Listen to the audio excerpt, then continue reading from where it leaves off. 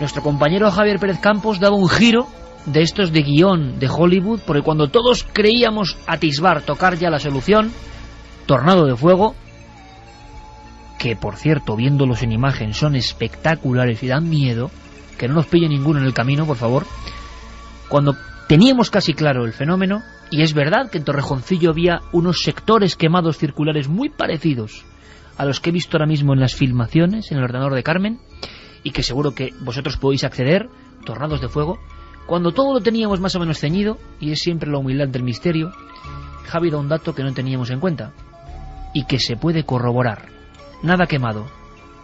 ¿Qué clase de enigma se paseó por Valdepero, por esta localidad palentina, aquella tarde? ¿Por qué?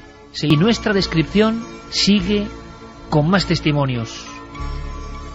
Doña Brígida, que tiene más de 80 años, sigue cortando leña, que es una demostración de vida en contacto con la naturaleza. Tema de la primera hora de Milenio 3. Hablaba, pero vamos, sin ningún tapujo, pánico y muerte. Pánico entre las gentes, escondiéndose bajo tierra, y muerte porque hay alguien que no sé qué pasó con él. Javi, ¿cuál es su historia? ¿No pudo escapar a tiempo? No, el pobre Tomás Pastor, un joven de 16 años, se encontraba en medio de la era cuando todo se desencadenó, cuando él vio aparecer aquello prácticamente sobre su cabeza. Él no tuvo tiempo para correr, estaba con su padre. Entonces Tomás Pastor corrió a refugiarse a un corral cercano junto a su padre. Imagínate, su padre estaba agarrado a un carro que tenía 2 mulas. Las mulas, al ver aquello, se asustaron tanto que echaron a correr y salvaron la vida de aquel hombre, porque aquel corral se vino abajo y acabó con la vida de su hijo. Aquí tenemos a otro de los mártires del misterio españoles, que hay unos cuantos. Fenómenos extraños, más o menos comprensibles, han dejado vidas con nombre y apellidos en el camino, en la cuneta. Tomás Pastor. Su recuerdo, por supuesto, aún flota por el pequeño pueblo de Fuentes de Valdepero. Pues muy asustadas todas, cuando ya vimos que eso, pues ahí a ver, pues les ha pillado que a un chico le ha matado, pues se cuenta la familia, y de Valencia se despobló. Estaba estudiando la calle, los frailes y todo, un chico joven, y, horroroso. Estuvimos, yo creo que todo el pueblo, unos días, pues claro, como sobrecogidos, y ay, Dios mío.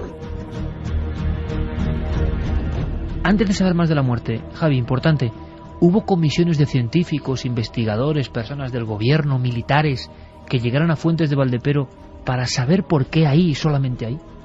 No, lo más que llegó fue la ayuda de los bomberos de Palencia, del gobernador, de gente importante que llegó un poco allí a compadecer a la gente, ¿no? Y a estar con ellos durante las horas siguientes.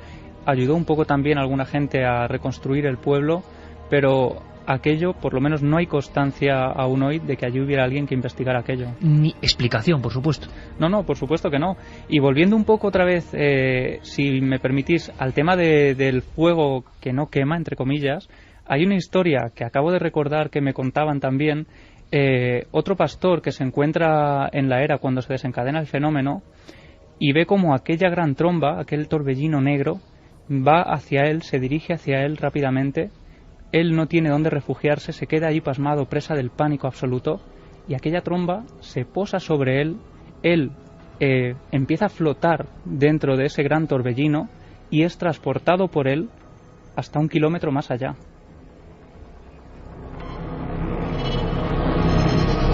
Que entra dentro de la posible lógica de un fenómeno que ha logrado arrancar una fuerza importante de aire capaz de transportar, claro, vigas, casas, personas. Ahora, salir con vida. Claro, lo extraño es que decían que se quedó de pie 1 kilómetro más lejos y completamente indemne, prácticamente. Más datos sobre Tomás Pastor. Hay que anotarlo ahora junto a Nicolás Sánchez Martín y tantos otros mártires del misterio españoles, con funestos encuentros cara a cara con la luz. El Colás, cerca de Cambroncino, unos 20 años de este encuentro, unos 20 años antes, se encuentra con esa luminaria que le viene cortando el camino, y quizá sacarle el puñal fue lo último que contó. fue como un gesto, como decíamos antes un Carlos Yandres, que no se debe hacer ante lo desconocido, sea una tribu, sea una luminaria. Aquello le traspasó a él y al caballo y murió a los pocos días, con una especie de agonía terrible. Bueno, pues hay que saber más de la muerte de este hombre en el año 35, después de aquel paseo fúnebre de un misterio por Valdepero. Y las buenas gentes del lugar aún se acordaban de una escena que parece de película por el dramatismo. Esta escena. Era muy majo, pero allí quedó. Que dice que decía, ¡ay, pero padre, quítame esta viga que me está ahogando! Si no puedo, hijo, si no puedo. Y cuando ya la gente fue y empezaron a ir sacando, cuando llegaron él estaría un poco más pillado, pues ya le sacaron muerto. O sea, que no muere en el instante, sino que algunas personas del pueblo llegan a hablar e a intentar auxiliar a Tomás Pastor. Sí, podemos decir, clasificar un poco a Tomás como una víctima indirecta del misterio, ¿no? Él no es atacado directamente por este fenómeno, pero sí que muere a causa de sus consecuencias, ¿no?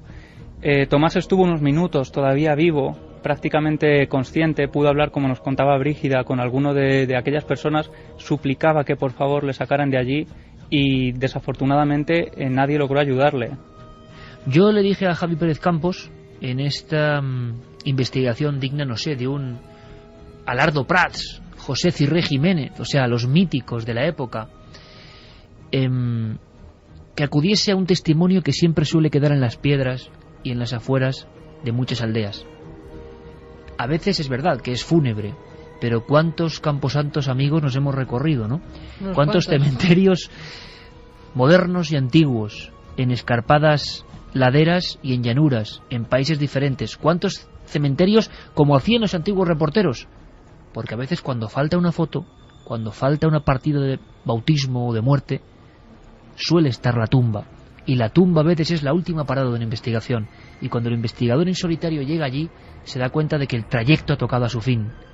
Pero que eso era realidad rotunda, que eso no es fantasía, aunque luego se fantasee en generaciones posteriores sobre una cosa tan inexplicable y que nunca se ha vuelto a dar.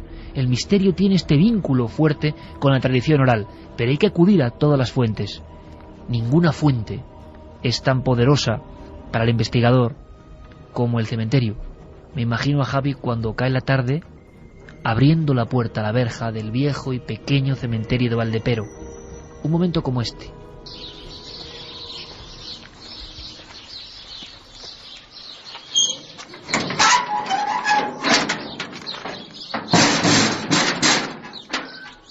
Abres la puerta, se oyen los pájaros.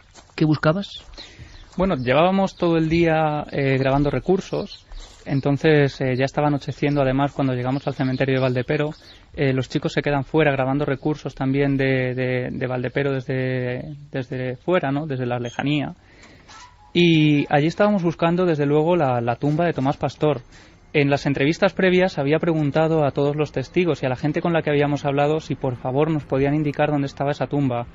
Y bueno, bien por desconocimiento, bien por respeto, ¿no? Porque la gente, hay personas que lo tienen todavía muy presente, aunque hayan pasado solo nada más y nada menos que 76 años, hay gente que sigue teniendo el dolor y el recuerdo de aquella muerte. ¿Y el miedo?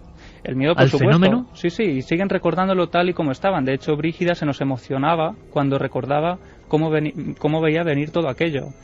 Entonces, bueno, nadie parecía querer decirnos dónde estaba la tumba. Nos decían que incluso estaba todo ya muy viejo, que había pues moho, que las tumbas incluso habría que limpiarlas un poco porque eran muy viejas ya, imagínate, año 35. Entonces yo me adentro en el cementerio, llego casi a la tapia del final e imagínate la cara que se me queda cuando una de las primeras tumbas que miro hacia abajo, una gran losa de piedra donde la única palabra legible a simple vista era tromba. Se refería a la tromba de fuego. Así es, cuando ya nos arrodillamos, ¿no? y analizamos la tumba y lo que ponía ahí, aquí yace Tomás Pastor, víctima de la tromba del año 1935 a la edad de 16 años. Es decir, imagínate, totalmente impresionados después de haber estado husmeando y buscando y rescatando esta historia, cuando el último momento es plantarte ante la tumba de la única víctima mortal de este extraño misterio.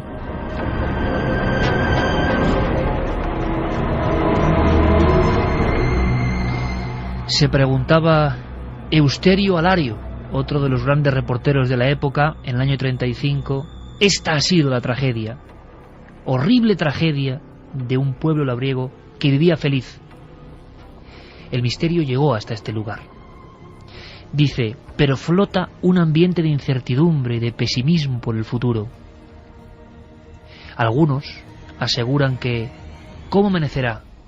¿Cómo será la noche? ¿Y dónde nos recogerán para descansar? El reportero había llegado justo después del incidente. Estaba viendo todavía las ruinas casi candentes, piedra a piedra, por el rozamiento al caerse.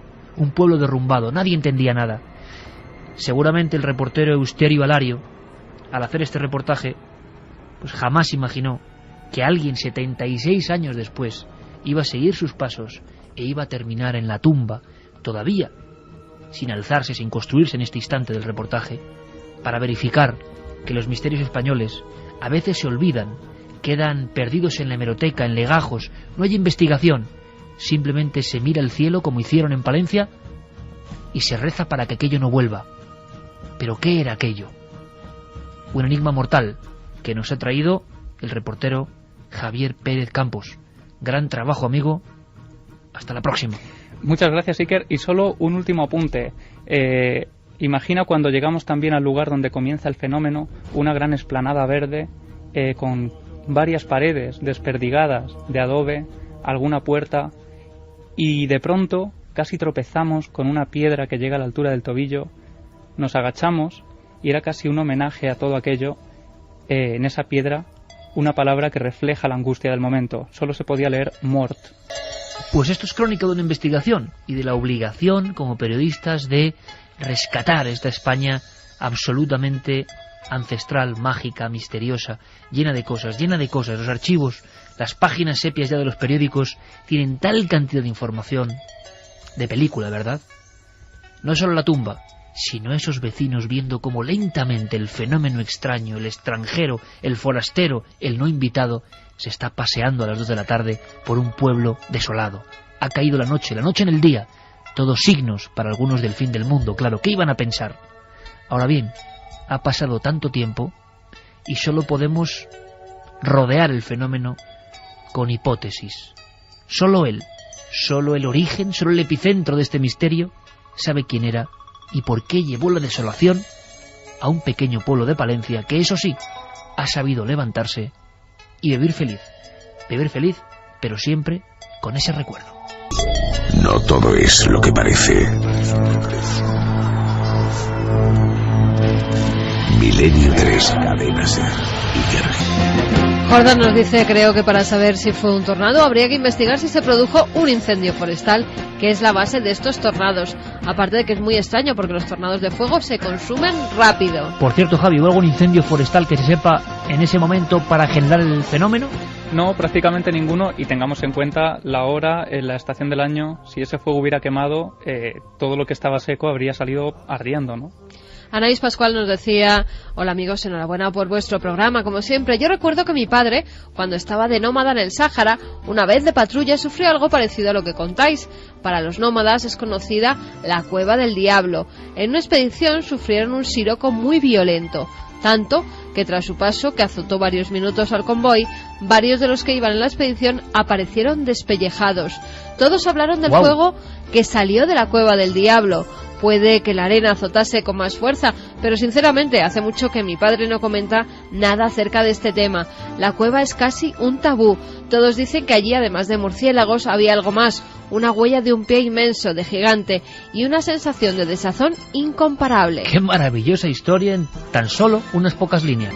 Maxi dice que es de Gerena y que lo del toro calcinado de la Calera, posiblemente por un ovni, se sabía en todo el pueblo, pero desangrado por un ciclón. Por cierto, que hay muchas novedades. Esto de los blogs como que florece, bueno, blogs o espacios, ¿no? Dentro de otros espacios. Por ejemplo, en nuestra web damos paso a un blog que se ha hecho mítico y mucha gente sigue con si es verdad o no es verdad. Creo que es verdad, y con miles de visitas, el blog tuyo, Carmen, el de la nave de la moda, que está ahí y podéis acceder a él a través de ikerjiménez.com. Los que vayan a la página, buscando la página y sus contenidos, lo que hace Guillermo León, todo perfectamente ahí filtrado, colocado, noticias, de repente no solo la página o este blog de Carmen, sino que se han encontrado hoy con una enorme sorpresa. De alguna forma el gabinete del doctor Camacho y sus noticias insólitas y tóxicas, extrañas y tóxicas, su mundo, su forma de ver las cosas. No puedo añadir más, lo iréis descubriendo. Es verdad que Santi puede sorprendernos con un amigo repentinamente, como la pasada semana, que provocó hilaridad, como es normal, la teoría de aquel hombre furgoneta en ristre que anunciaba por una parte de Estados Unidos que John Lennon había sido acribillado no por David Chapman sino por Stephen King, y defendía vehementemente esa teoría. Claro, esto es tremendo, pero Santi es capaz de pasar de eso a información pura, dura, auténtica de sus conspiraciones. Todo eso es su mundo, pero a veces de pronto surgen documentos reales. Yo siempre tengo que decirle a Santi: oye, Santi, esto es auténtico, de verdad, y tanto. Y volvemos a los archivos del FBI, que están dando mucho que hablar. Claro, estamos en tiempo de lectura, análisis, y van surgiendo cosas. Algunas cosas tienen que ver con personajes muy famosos, con ovnis y también con increíbles explosiones de artilugios en los cielos. Que suene el piano, que llega el tiempo de Santiago Camacho.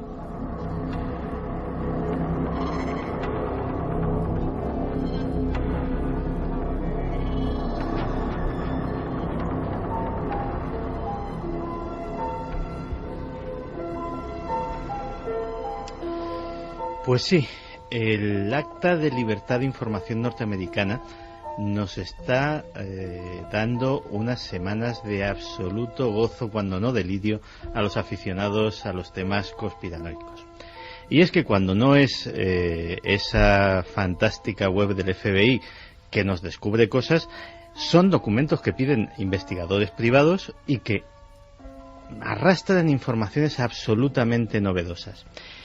Fíjate, cualquier historia que combine los ovnis con el asesinato de John Fitzgerald Kennedy, yo creo que es una auténtica mina de oro para los teóricos de la conspiración. Y eso es justo lo que descubrió William Lester, que era un señor, que es un señor, que está a punto de publicar un libro que no tiene nada que ver con los ovnis ni con lo misterioso.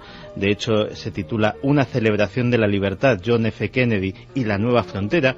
Es uno de tantos tratados académicos sobre la presidencia de Kennedy, y a través del Acta de Libertad de Información, pues digamos que pidió una revisión de qué documentos pues ya estaban disponibles para poder ser desclasificados en cuanto a la correspondencia personal de Kennedy, etcétera, etcétera, y pues ir completando su libro. Y mira por dónde se encuentra con dos documentos absolutamente desconocidos y que automáticamente tanto a los ufólogos como a los conspiracionistas los han revolucionado de manera completa. Imagínate una nota de alto secreto escrita el 12 de noviembre de 1963 en la que el presidente Kennedy ordenaba al director de la CIA la entrega de todos los expedientes relativos a los ovnis y tener una ronda de conversaciones con él y con otros directivos de la agencia sobre el tema en el siguiente mes de febrero. Esto es, Santi, permíteme, para que todo el público lo entienda, poquísimos días antes de su muerte. 10 días antes, exactamente. Claro, automáticamente los más suspicaces han hilado las dos cosas. Dicen, bueno, Kennedy pide esos documentos, 10 días después lo matan, a ver si...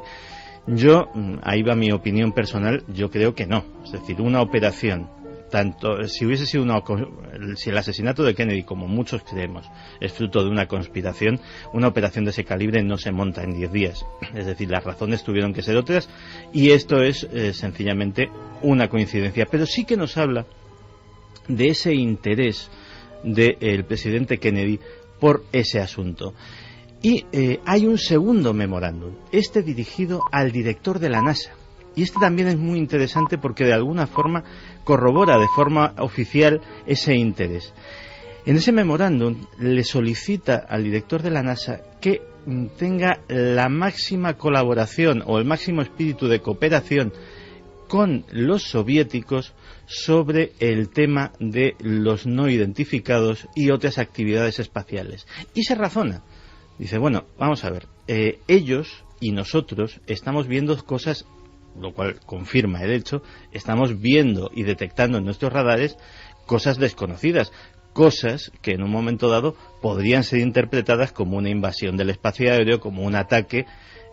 Vamos a ver, no sea que tengamos un incidente grave por error y si nosotros detectamos algo, pedimos información, si ellos lo detectan, nos la piden a nosotros, no sea que efectivamente tengamos un disgusto pues porque aparezca media docena de objetos que no son ni suyos ni nuestros y ello despierte la alarma. Fíjate que eso iría a colación de un documento que salió hace cosa de 10 años. Hace cosa de 10 años salieron dos documentos. Uno de ellos una presunta versión del discurso que iba a dar Kennedy en Dallas y que decía el documento apócrifo que básicamente iba a versar precisamente sobre, o lo iba a mencionar profusamente, el tema de los ovnis y su intención de dar a conocer toda la información que tenía el gobierno al respecto. Ese presunto discurso siempre ha sido muy discutido y a día de hoy, con toda la seriedad del mundo, solo se le puede dar la categoría de apócrifo. Pero hay otro documento que los expertos en el tema lo llaman el documento quemado. El documento quemado es un documento que aparece en 1990, concretamente de manos de Timothy Cooper, que es un ufólogo norteamericano, que dice que lo recibe de una fuente anónima de la CIA. Se llama el documento quemado porque está quemado, es decir, está chamuscado. El documento, según la versión de este informante anónimo de la CIA, fue rescatado literalmente de una hoguera donde personal de la agencia estaba quemando información que no querían que ni siquiera que pasase a los archivos, es decir, que desapareciese para siempre. Este hombre sacó esta hojita y se la pasó a Timothy Cooper. El contenido de la hojita venía a decir lo siguiente. Venía a decir que Lancer era el nombre en clave que tenía para la CIA Kennedy, había solicitado información sobre nuestras actividades y eso no se podía consentir de ninguna manera.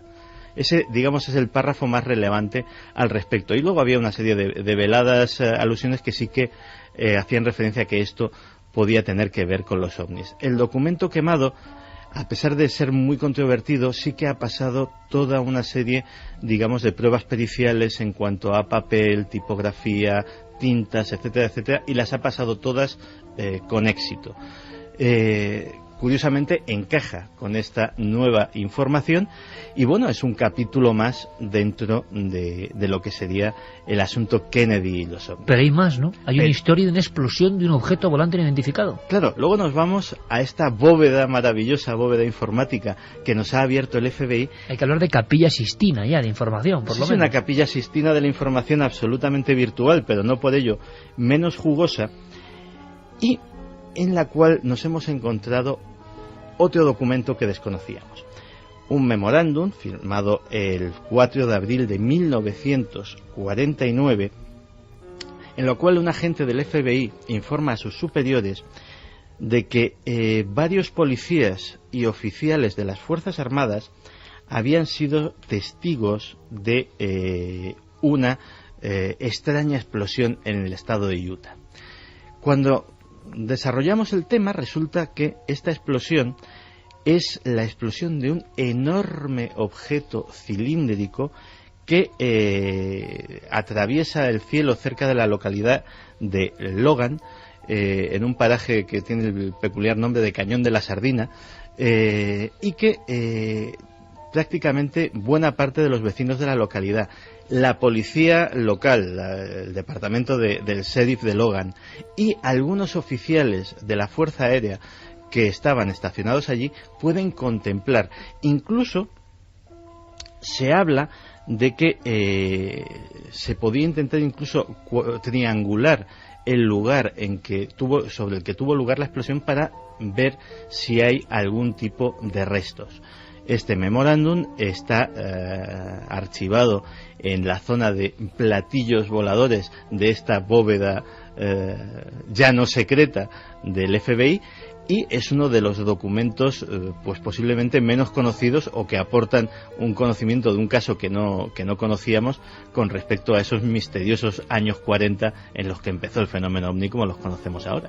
O sea, Santiago, otro UFO crash, otro supuesto platillo volante o objeto que explosiona y del que no teníamos idea hasta este documento. Además, en este caso no estamos hablando, digamos, de un platillo volante que explosiona, sino de esos enormes cilindros que algunos han denominado naves nodrizas, aparatos de el centenar o varios centenares de metros largos que atraviesan lentamente y, según están los testigos estupefactos, pues mirándolo, revienta en una explosión de considerables dimensiones.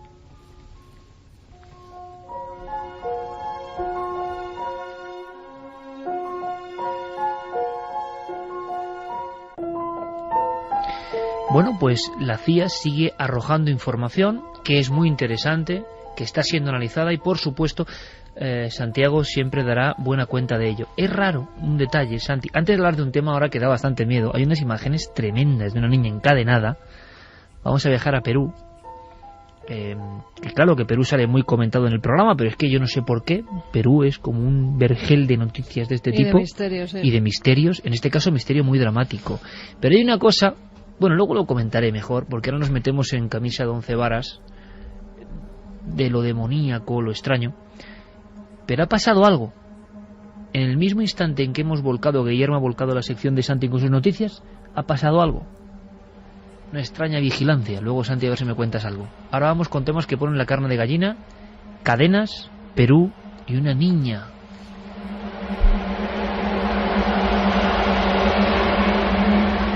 Creo que incluso hay sonidos que podían ser el inicio de esta historia absolutamente terrorífica. Bueno, pues si quieres pasamos a escuchar a esta niña de 16 años. Se llama Blanca Giovanna y vive en la ciudad de Jaén, en Perú.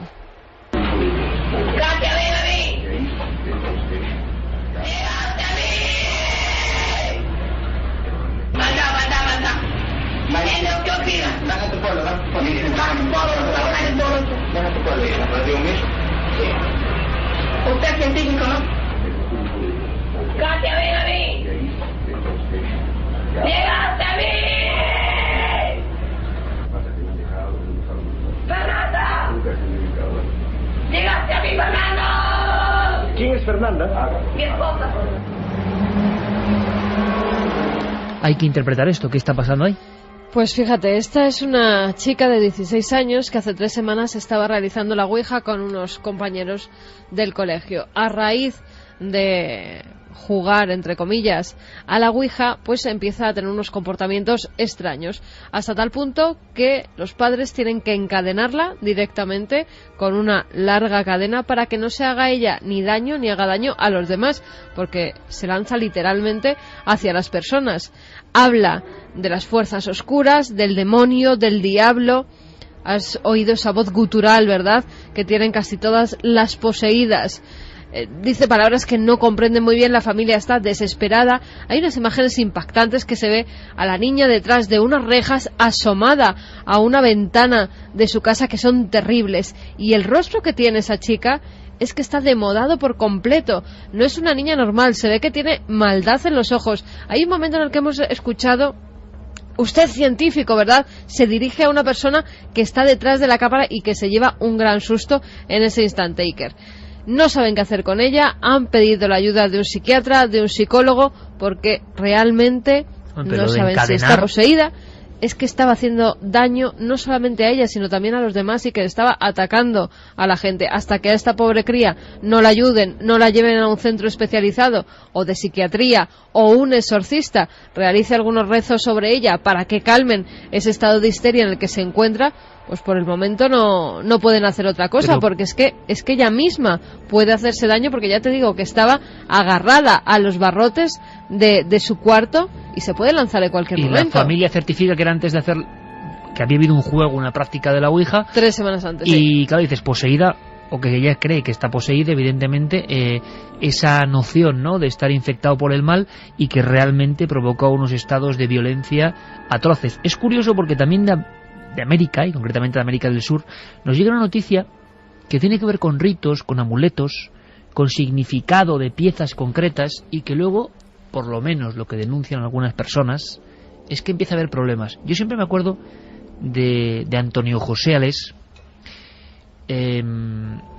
Alés, que sabía de radio mucho. Algunas veces hablaba, yo tampoco lo entendía muy bien, pero daba mucho miedo escuchar a Alés cuando decía esas cosas, y tú te acordarás perfectamente, Santiago. Le llamaba gente de vez en cuando, era un programa como más de toma y daca, y él incluso aconsejaba a la gente, que es algo difícil, ¿no? Opinar y contar, bueno, pero aconsejar. Pero Alés lo hacía, se metía en ese barrizal y a veces salía pues con bastante elegancia de él. Pero recuerdo más de una llamada, y 2 y 3, ya en los años 80, que alguien decía que en su cuarto, por ejemplo, estaban empezando a pasar cosas extrañas. Un oyente cualquiera, escuchando la radio, años 80, 85, 86, recuerdo las llamadas de algunas personas que hablaban de una figura repentinamente junto a la cama o junto a la puerta, señalando un punto. Se convirtió casi en un clásico en Madrid a final de los 80, por lo menos las llamadas contando, aterrorizadas las personas, que había como alguien señalando un punto. Bueno, Alés de inmediato hacía una pregunta que a mí me extrañaba, y es: ¿hay algún objeto de algún difunto que usted guarde en su domicilio, en su cuarto? Claro, muchas personas pues tenían el reloj del abuelo, la joya de la madre ya muerta, la cadena de... que es lo lógico, que imagino que en todas las casas de España y del mundo habrá cosas de nuestros antepasados.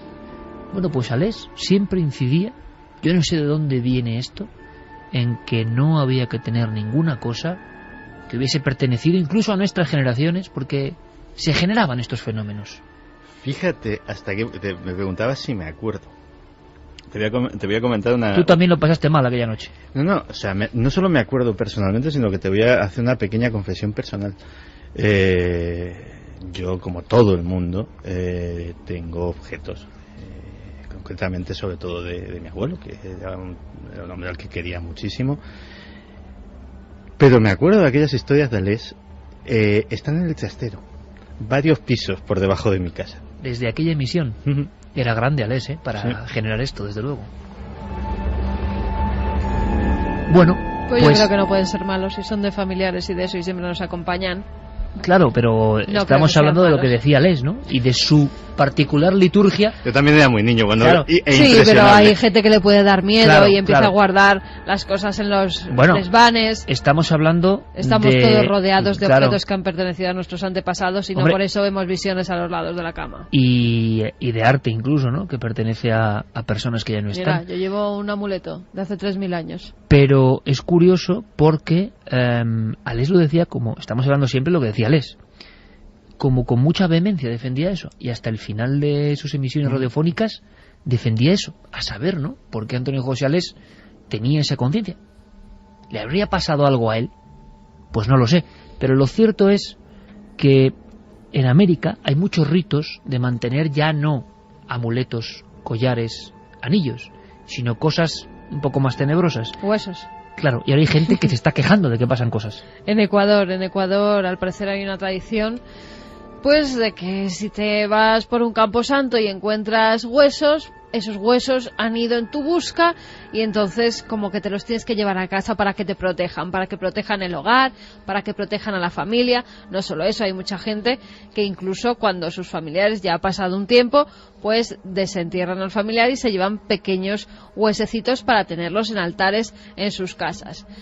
A raíz de eso, ¿qué está pasando? Pues que mucha gente dice que cuando ha entrado esa pequeña reliquia, ese pequeño huesecito en la vivienda, han empezado a ocurrir cosas, fenómenos paranormales, puertas que se abren y se cierran, una especie de sombras que recorren los pasillos, las habitaciones, familiares que empiezan a sentirse mal cuando llegan a esa casa y no saben por qué, y no saben incluso que ese hueso está dentro de esa vivienda. El caso Iker es que han descubierto quizá a posteriori que estaba el hueso después de ciertos fenómenos. Efectivamente, muchos de ellos lo que han decidido es coger esos huesos y volver a la tierra, volver a enterrarlos, darles, en este caso, un entierro justo, digámoslo así, rezando unas oraciones para que esos espíritus, pues al parecer se calmen. Pero recordemos también que desde la Edad Media, pues las reliquias de santos han estado por todas las iglesias y por muchas casas, por muchas viviendas. Era muy normal tener esos relicarios en los que había pequeños huesecitos de santos, ¿verdad? Pero ¿y qué ha pasado? Que en Ecuador, en diferentes ciudades, ha habido personas que han denunciado lo mismo. Sí, que han denunciado lo mismo, que a raíz de tener esos restos de familiares, huesos sobre todo, en sus viviendas, que lo cogían como un amuleto para proteger a las familias, para proteger las casas, incluso lo tenían a la entrada de las puertas, en pequeños altares en las habitaciones, con estampitas. Era como algo en lo que tú crees y rezas, y a raíz de eso pues han empezado a pasar cosas extrañas. No sabían por qué, hasta que, bueno, cuando han enterrado los huesos, pues todo ha vuelto a la calma. Esto desde luego nos da una idea de en un futuro, Santi, hacer un programa casi igual como Alex, ¿no? Porque igual hay mucha gente que ha tenido fenómenos y que cree que hay esa relación, bien para desmitificar o bien para no. Pero me ha gustado mucho eso de cómo afecta la radio, ¿eh? La radio es capaz de modificar nuestras vidas, así que, como bien decíamos, que no haya ningún miedo, porque yo creo que convivimos con objetos que son de difuntos desde siempre, ¿no? Ahora, mira que era pillo aquí, en el buen sentido, del amigo Alex, que dijo, voy a hacer una noche de miedo y va a salir la gente, pero por peteneras, vamos. Y el ejemplo está aquí. A mí me impresionó mucho también, ¿eh? Había una historia de un reloj, de estos relojes que se abren, y con una foto del abuelo o algo así, y que la persona que lo tenía le había pasado como estos de Ecuador, exactamente. Mira, te voy a enseñar una cosa ahora mismo en el ordenador que también te va a impresionar. Ha sido un descubrimiento muy reciente, de hace unas horas. Una araña gigante. Una araña gigantesca. Una araña que además tiene 165 millones de años, que han encontrado en un fósil. Es una araña dorada de seda, o néfila, así se llama. Lo han encontrado en Mongolia, Iker, y solamente las patas miden 15 centímetros. Wow. O sea, cuando ves la imagen, eso te lo encuentras en casa y sales de tu casa corriendo. Yo, por lo menos. La tarántula Goliat es la más grande que conocemos en la actualidad. Y esta es como 3 veces más grande que la tarántula Goliat. Bueno, pues ahí está. La arqueología poniendo terror y poniendo muchas fobias, yo creo que al límite. Vamos a saber qué pasó tal día como hoy. Vámonos con las efemérides. Una noche como esta. Incluso en Milenio 3 es la sección La correspondencia del tiempo pasado, que hace siempre nuestro compañero Carlos Largo.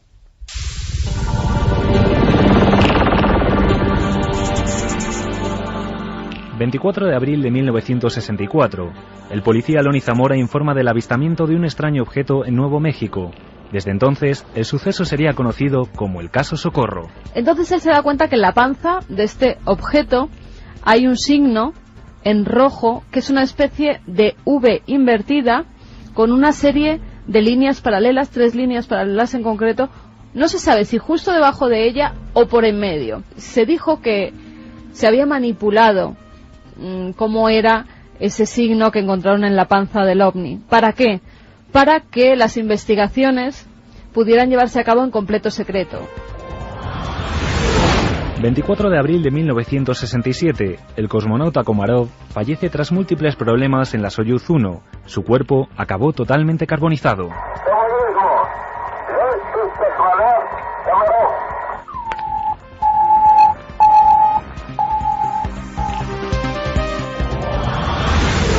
24 de abril de 2001. Se prohíbe en la Unión Europea la utilización de harinas cárnicas para alimentar al ganado. El motivo principal, la crisis generada por el síndrome de las vacas locas. El propio agricultor, el propio ganadero tiene una sensación de que, aparte de tener un animal enfermo y de ver en riesgo su propio medio de vida, tiene la sensación que en cualquier momento lo van a detener por envenenar a una población sin haber contribuido nada. 24 de abril de 2006, la efeméride de Milenio 3. La nave del misterio daba en primicia 2 sorprendentes noticias. La sonada detención de Zósimo Pascual Recuero, al descubrirse el cuerpo de su hermana Aurora emparedada en su domicilio, y un extraño incidente ocurrido en el cementerio de Peralada, en Girona. Y se encontró con una otra lápida sacada de sitio, con un nicho abierto, con un ataúd reventado, abierto por todos los sitios, con todos los huesos y todas las sábanas por el suelo, y con un hornillo, con un cazo, con un tetabric de caldo y unas tazas, el cual se desprende de que hicieron hervir el caldo del tetabric con huesos y parece ser que se lo bebieron.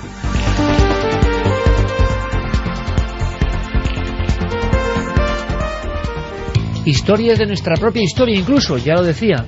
Vaya casos, vaya incidentes. Por cierto, hay uno que realmente parece también anacrónico, digno de la crónica de Carlos Largo. Decían que el último bandolero, si no recuerdo mal, si mi memoria ya un poco encasquillada no me falla, era Pasos Largos, ¿no? El bandolero aquel de la serranía. Ahora dicen que hay otro, que ha habido otro. Antonio Manuel Sánchez Corral, así se llama. Buen nombre. 40 años. Sánchez Corral. Le llaman el Lute de la serranía, porque dicen que este hombre que es terrible.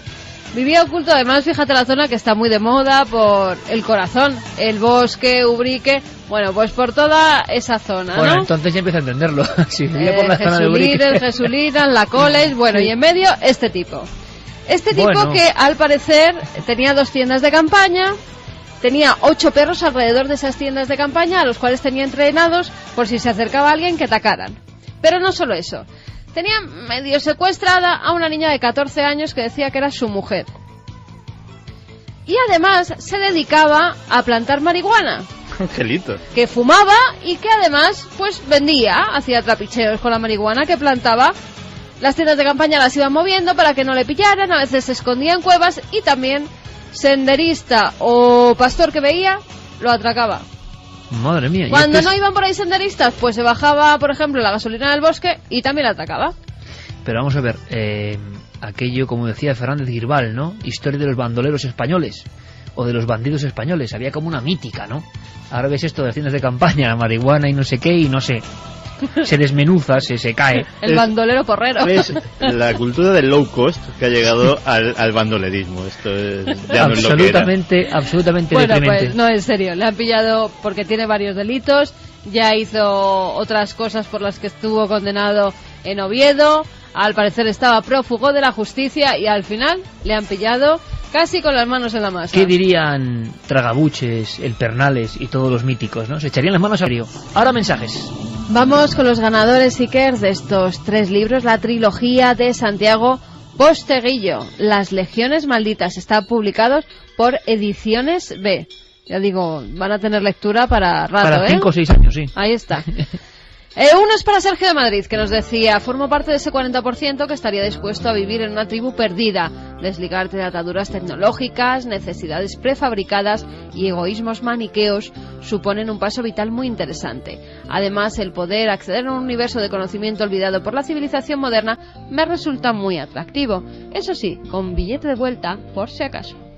Mira, nos han escrito ya con cosas de amuletos. Juan José Aragón Pérez, que tiene un reloj de su padre que lleva puesto en la muñeca y que cuando lo encontraron muerto, pues desde entonces lo tiene, que todo lo contrario, que le tiene un apego y un cariño especial y que siente que él sigue estando con él pues de genial. otra manera. Genial. El Carni de Lucena, que ha escuchado lo mismo pero con objetos comprados de segunda mano, que no sabes a quién han pertenecido y que el alma del difunto puede estar unidos a ellos. Oye, pues en casa habrá 15.000 libros de segunda mano, o sea que...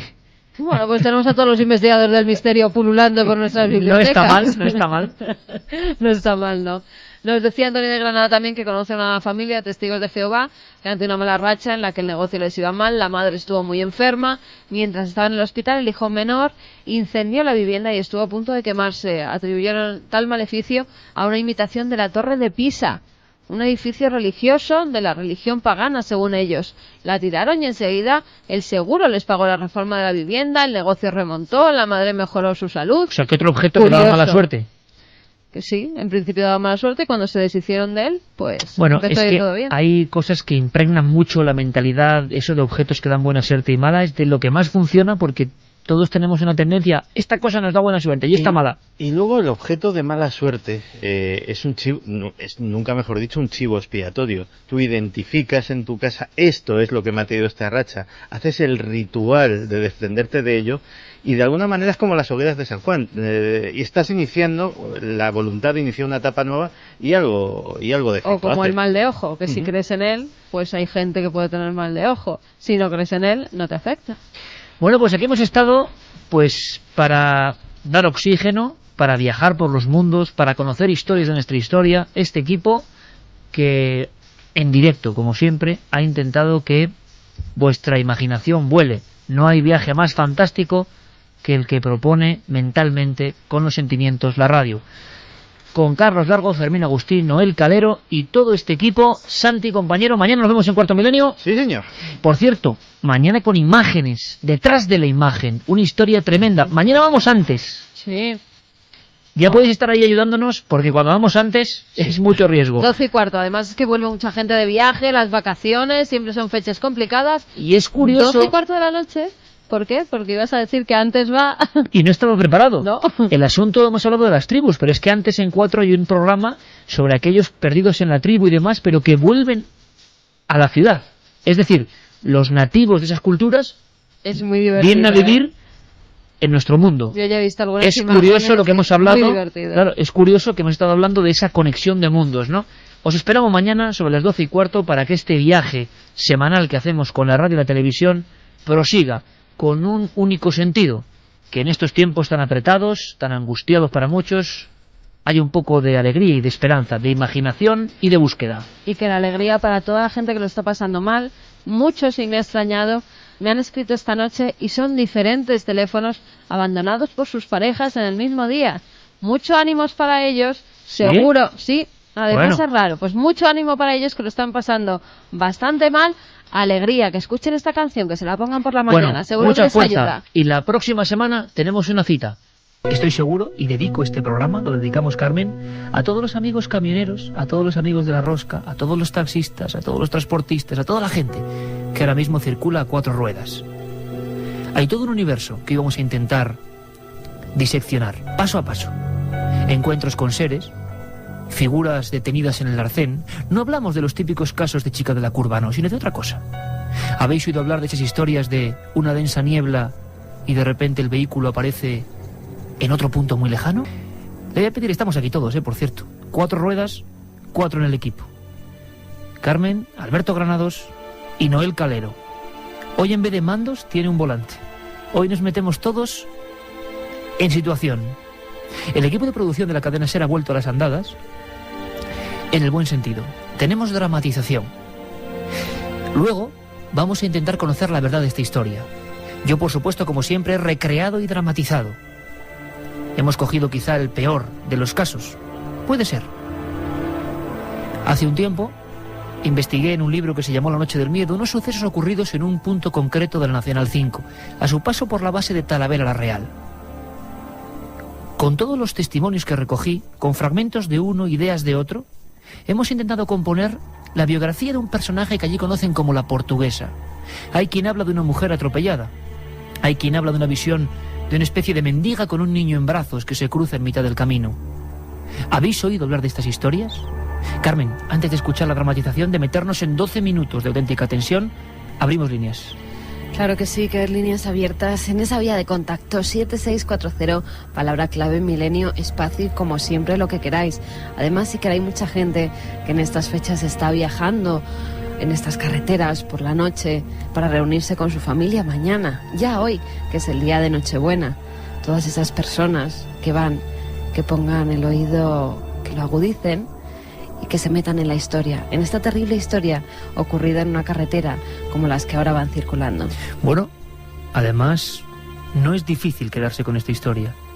En ese punto kilométrico se habla de eso, de una figura, de un accidente, de la repetición sistemática de la misma presencia. Y también hablan de militares que vieron algo, de algunos que incluso dejaron una carta escrita y se pegaron un tiro en la boca después de estar obsesionados con esta aparición. Noche de invierno. Noche como la de hoy. Este es nuestro particular regalo de Navidad.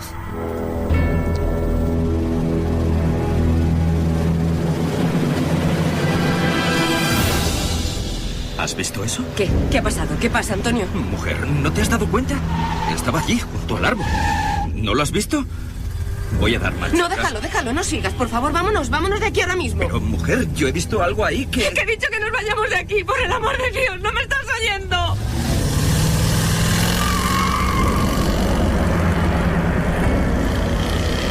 Aquel matrimonio, regresando de sus vacaciones, circulaba por la vieja Nacional 5. Eran ya cerca de las 3 de la madrugada, y ambos, aunque solo fuera por una fracción de segundo, habían visto lo mismo.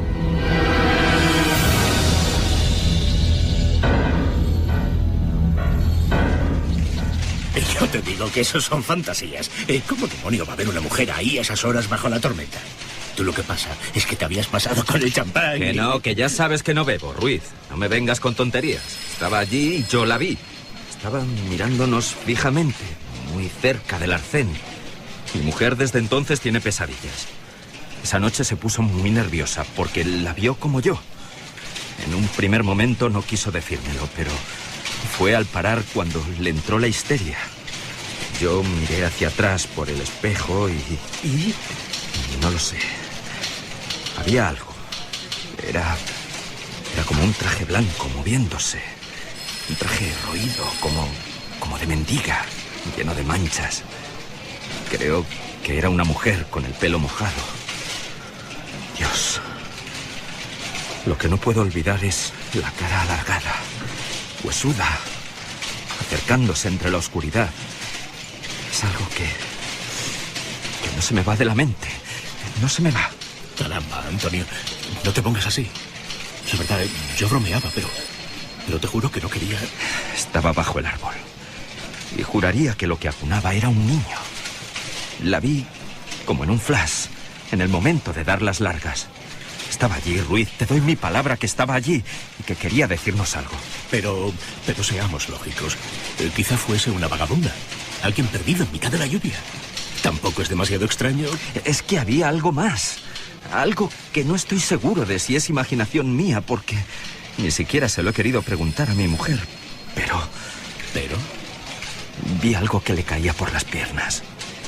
Algo que me dio la impresión que era sangre. Como si aquella mujer perdida acabara de ser acuchillada o asesinada allí mismo.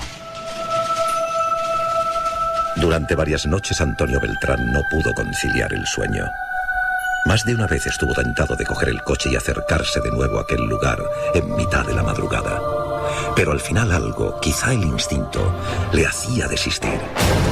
A pesar de ese miedo, su curiosidad iba creciendo, al mismo tiempo que el silencio de su esposa se hacía cada vez más profundo y distante. ¿Qué te ocurre, mujer? Te veo muy desmejorada. Nada, tómate el café. Son esos sueños que no me dejan en paz. ¿Sueños?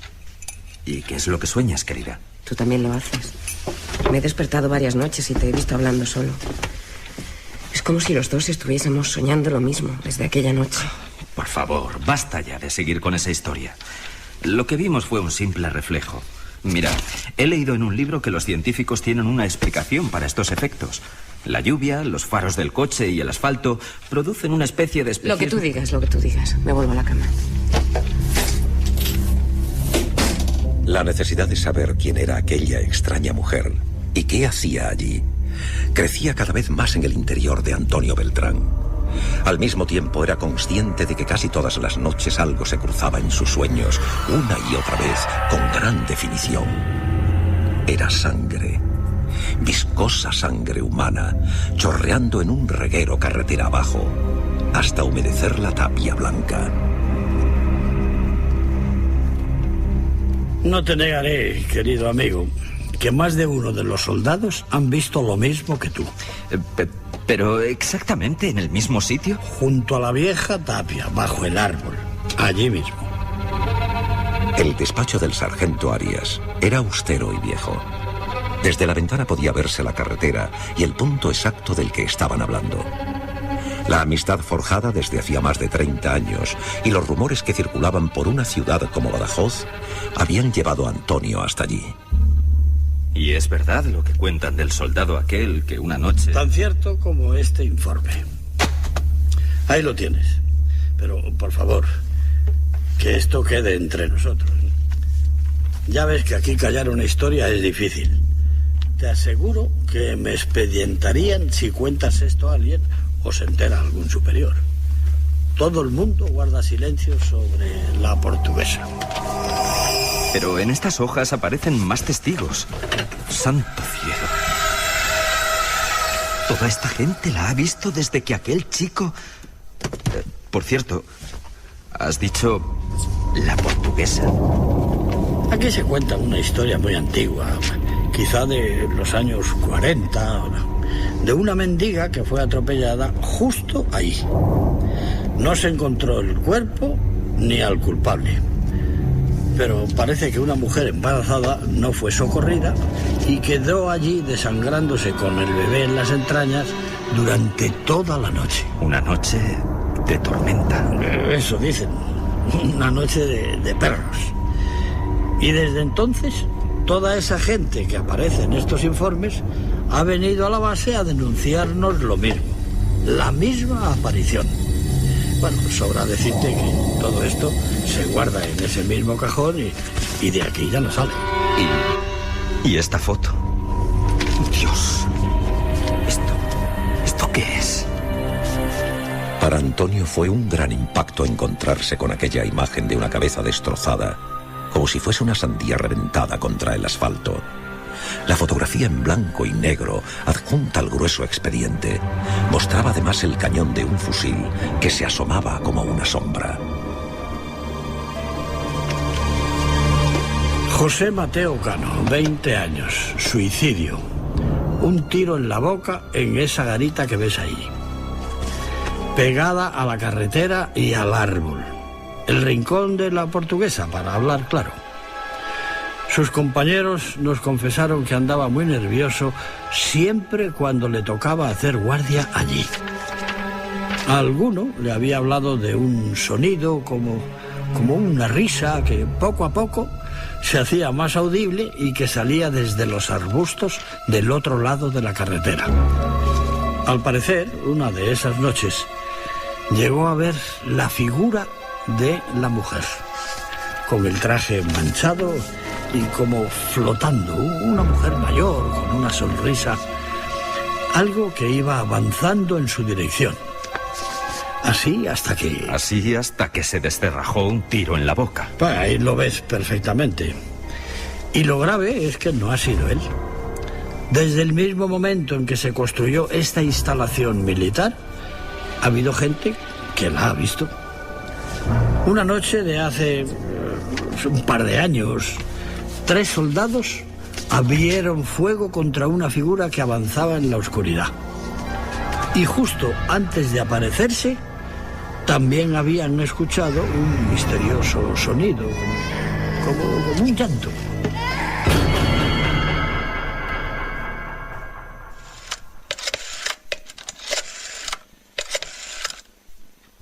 Hola, cariño, ¿cómo estás? He descubierto algo importante. Aquella noche Antonio llamó a su mujer consciente de que había llegado el momento de regresar al punto donde se habían encontrado con el misterio. Ella, llorando, se negó e insistió en que no lo hiciera, como si tuviera un terrible presentimiento. Pero la determinación de aquel hombre ya era total.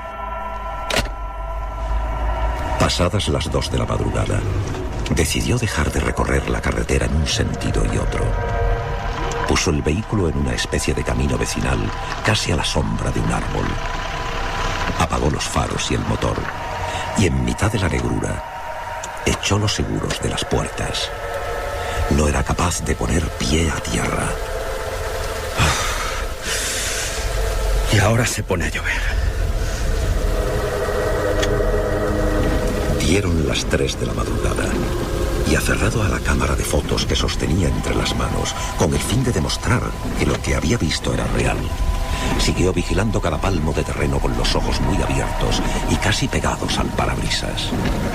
El viejo árbol sin hojas, la tapia, el arcén. ¿Qué es esto? Parece un niño. Encendió las luces estremecido. Había sentido algo después de escuchar esa voz. ¿Qué está pasando? Al dar las largas y enfocar el viejo muro, se dio cuenta de algo muy extraño. En la parte inferior estaba surgiendo algo parecido a una mancha, una oscuridad, una sombra húmeda que poco a poco se iba haciendo más grande.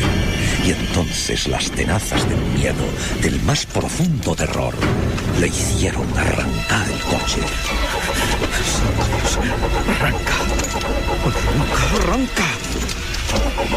Era inútil. El motor estaba completamente ahogado y él a punto del colapso. Empujó la puerta con todas sus fuerzas para salir, como si algo interno le dijese que tenía que alejarse a toda costa de allí. Lo intentó varias veces, pero... ¡Ábrete! ¡Ábrete, maldito! ¡Ábrete! Fue entonces al mirar por el rabillo del ojo, cuando sintió un frío subiendo por cada uno de los huesos de su columna. Fue entonces cuando se quedó rígido como una estatua.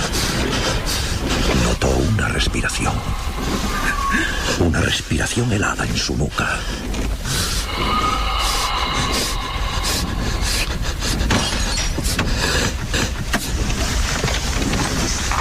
¡Socorro! ¡Ayuda! ¡Socorro! ¡Socorro!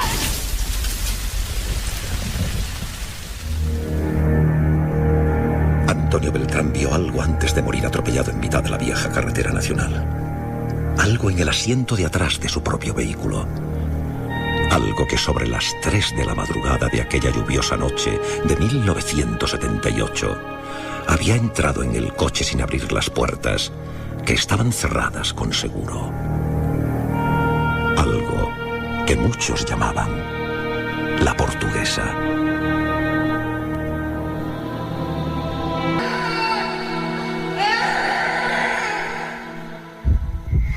¿Hay algo que nos quieras contar desde el otro lado?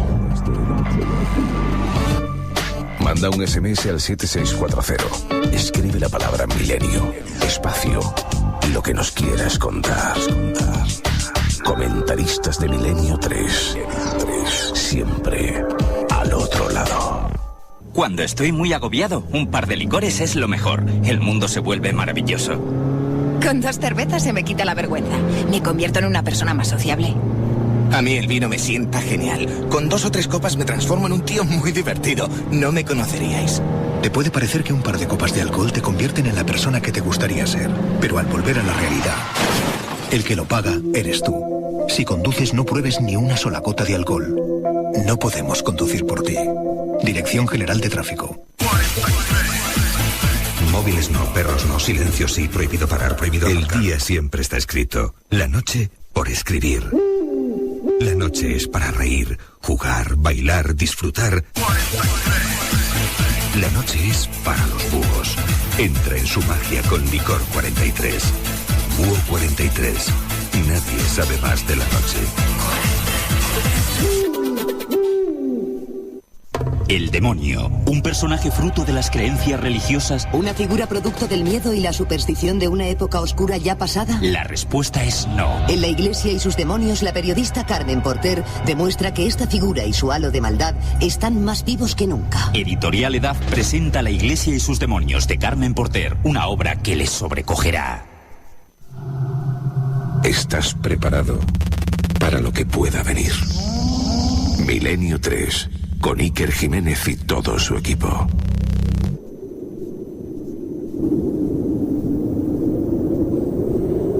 Y vamos ya con los mensajes que nos llegan a través de esa vía de contacto, el 7640, palabra clave milenio, espacio y como siempre lo que queráis. Juanjo desde Valencia nos dice: qué oportuno programa. Yo sí he tenido la visión de una figura en el asiento de atrás. Antiguamente en el norte de Europa enterraban a los suicidas en los cruces de caminos con las cabezas cortadas. Pasad una feliz Navidad, Mon. Hola Iker, soy Adolfo y a estas horas voy camino de Córdoba y salgo de Figueres. Te estoy escuchando atentamente. Y viajo solo. Un abrazo. Soy transportista repartidor de prensa. Hago la zona de Campo Real, Orusco y me tenéis asustado. Besos. Carmen, voy sola en el coche. Por favor, nos dice Lola. ¿Seguro que vas sola, Lola? Vaya con el tema de hoy. Me tenéis con las luces de la cabina encendidas cada 2x3. Cada vez que paso por el Alto de Itziar en Guipúzcoa, a mi novia y a mí pasamos pánico por el miedo a que se nos aparezca la chica que aparece. Y van desde Donostia. Hola Iker, soy José Antonio. En Jabugo decían que aparecía alguien en la carretera, pero también aparece una niña con traje de comunión en la ventana de un edificio. Sí, bueno, esa es una historia que se ha ido traspolando de un lugar a otro, la de la visión de una niña de unos 4 o 5 años en mitad de la carretera, y que es una visión que viene desde muy antiguo, o sea, una especie de mito transportado desde antiguas culturas, ¿o no? ¿O ocurre de verdad? Aquí mi sobrina y yo tenemos un canguele impresionante. Felicidades por el programa y para cuándo algo sobre el Monsacro en Asturias. Soy Aarón de Tenerife, estoy circulando por la carretera principal del Teide y ya veo de todo. Blas desde Yecla que nos dice espectacular la dramatización. Felicidades. Bueno, pues si esperéis un poquito, ahora están nuestros compañeros con todo lo que está pasando, con toda la actualidad, las noticias de ahora mismo. Vamos a intentar explicar la historia real de estos casos, qué hay de verdad, qué hay de mito. Vamos a irnos a otros países incluso, o sea que es un viaje perfecto para una noche como esta.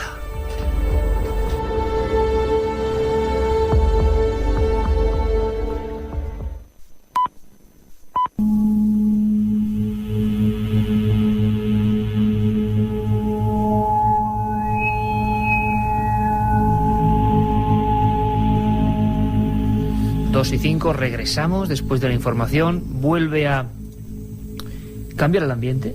Noel Calero en la nave del misterio, que hoy repetimos, bueno, pues vaga por diversos rincones de España y de todo el mundo, por las carreteras secundarias sobre todo. Nuestro compañero Alberto Granados, que luego nos va a hablar de extraños casos con una densa niebla. ¿Leyenda urbana o realidad?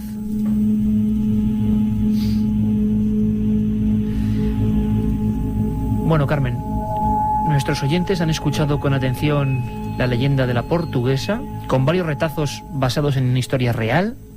Por cierto, nos están preguntando si pasado mañana, domingo, efectuamos el programa por ser Navidad, y por supuesto que sí, cuarto milenio, además con un tema muy especial, Códigos Secretos de Jesucristo, Código Da Vinci, Cena Secreta, a la hora de siempre. Y también muchas preguntas sobre la colección de Biblioteca del Misterio, que por supuesto que sigue ahí. Y precisamente esta semana creo que está a la venta en los kioscos, junto con un CD, con un programa especial, el libro Encuentros, donde hablamos de un caso como este. Y mañana Nochebuena también estamos aquí, Iker. Mañana Nochebuena vamos a intentar quedar todos los amigos, ¿te parece? Sí. ¿Llamamos a todos? Es una buena noche. ¿A los reporteros fieles? A todos. Venga. Así que mañana, sobre las 12 nos han dicho, ¿no? Nos han citado. De 12 a 2. Bueno, pues la dramatización, la historia de Antonio Beltrán, que por supuesto es una dramatización mía, el guión de este vuestro amigo Iker Jiménez, la dirección de Mariano Revilla y la coordinación técnica de Juan Antonio Merayo y todo el equipo de actores. En el fondo, a veces la realidad supera cualquier ficción, y si no, escuchad a Andrés Herrera, que fue militar, hoy es policía en Badajoz y buen amigo de este programa, y que se encargó desde dentro de la base de Talavera la Real de recopilar algunas historias relativas a ese punto concreto, a esa carretera, a ese lugar donde hemos querido recrear nuestra historia. Le escuchamos. Curiosamente, esta es una de las leyendas que más trabajo me ha costado ir desmembrando, porque había muchas versiones de este relato, pero básicamente podemos decir que proviene de un presunto accidente de tráfico muy antiguo que hubo en la antigua Nacional Quinta, que pasa justo por las puertas de la base aérea de Talavera. Y curiosamente ese accidente ocurrió precisamente en lo que era la garita de combustible viejo de la base aérea de Talavera, precisamente en la famosa garita donde ocurrió otro suceso tan truculento como el que ya conocemos del Hombre Verde.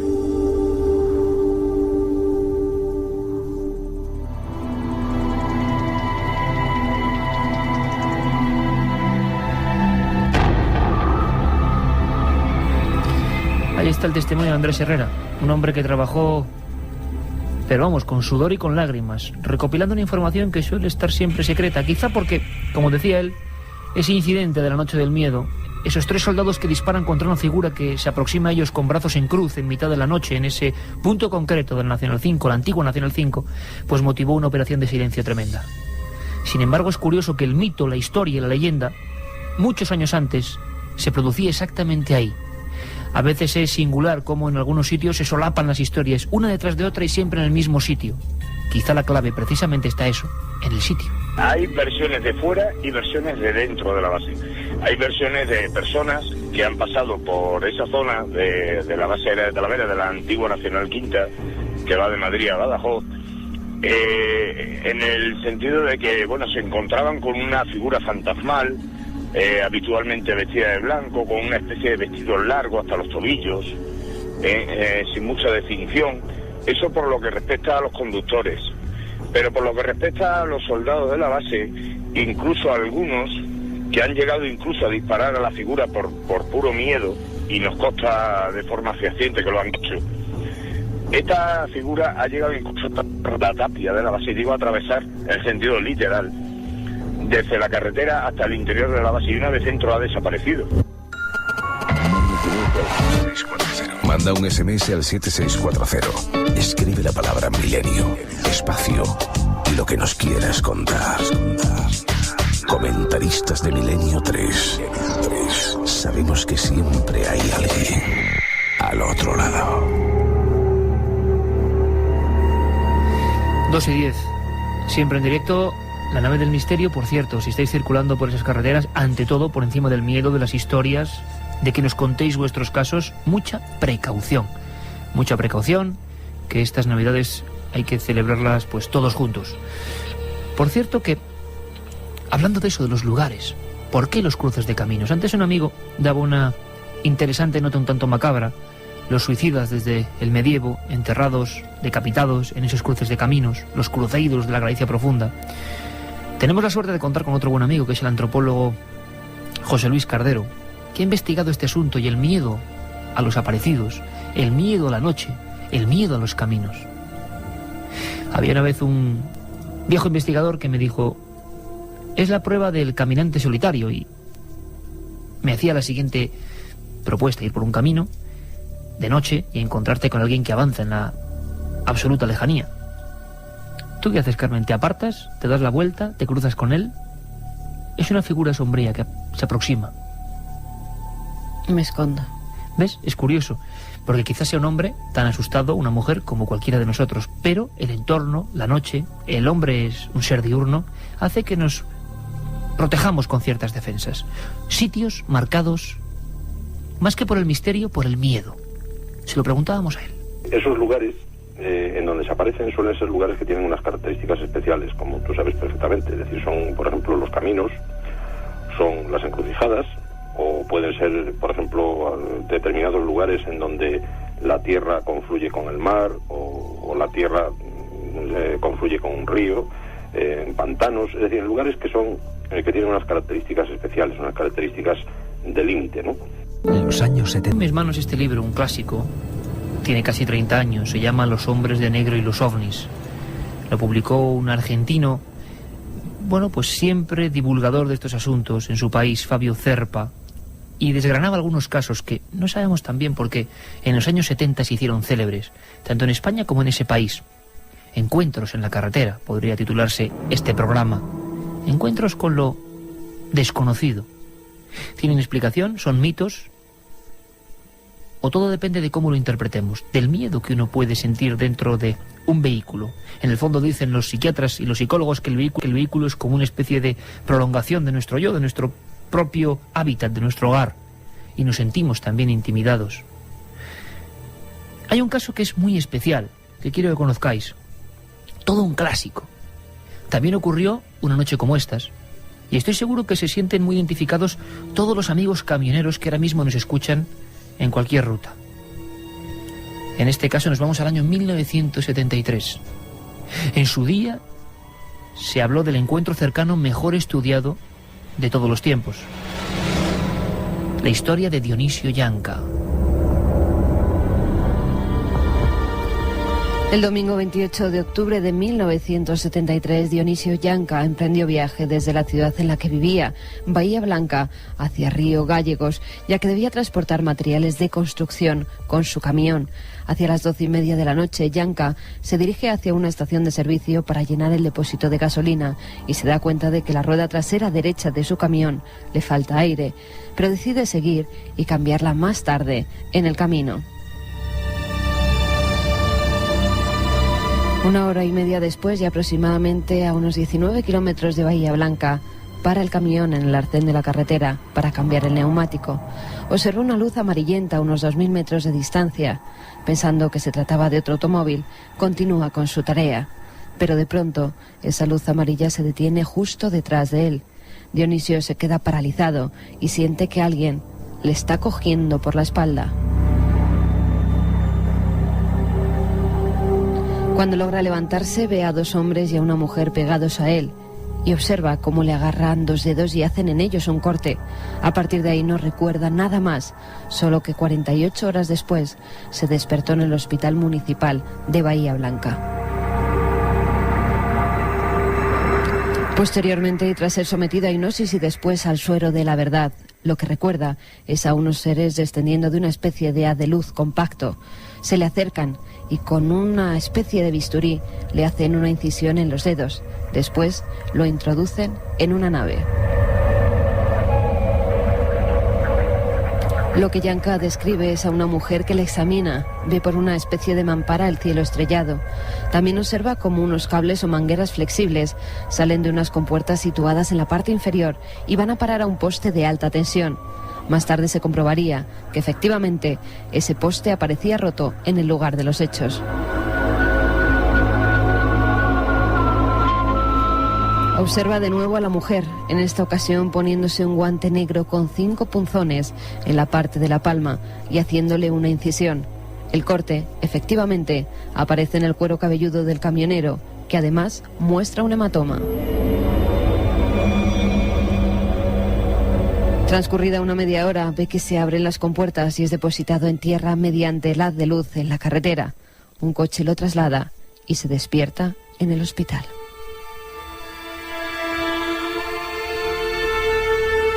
Ese es, perfectamente contado, el caso Janka.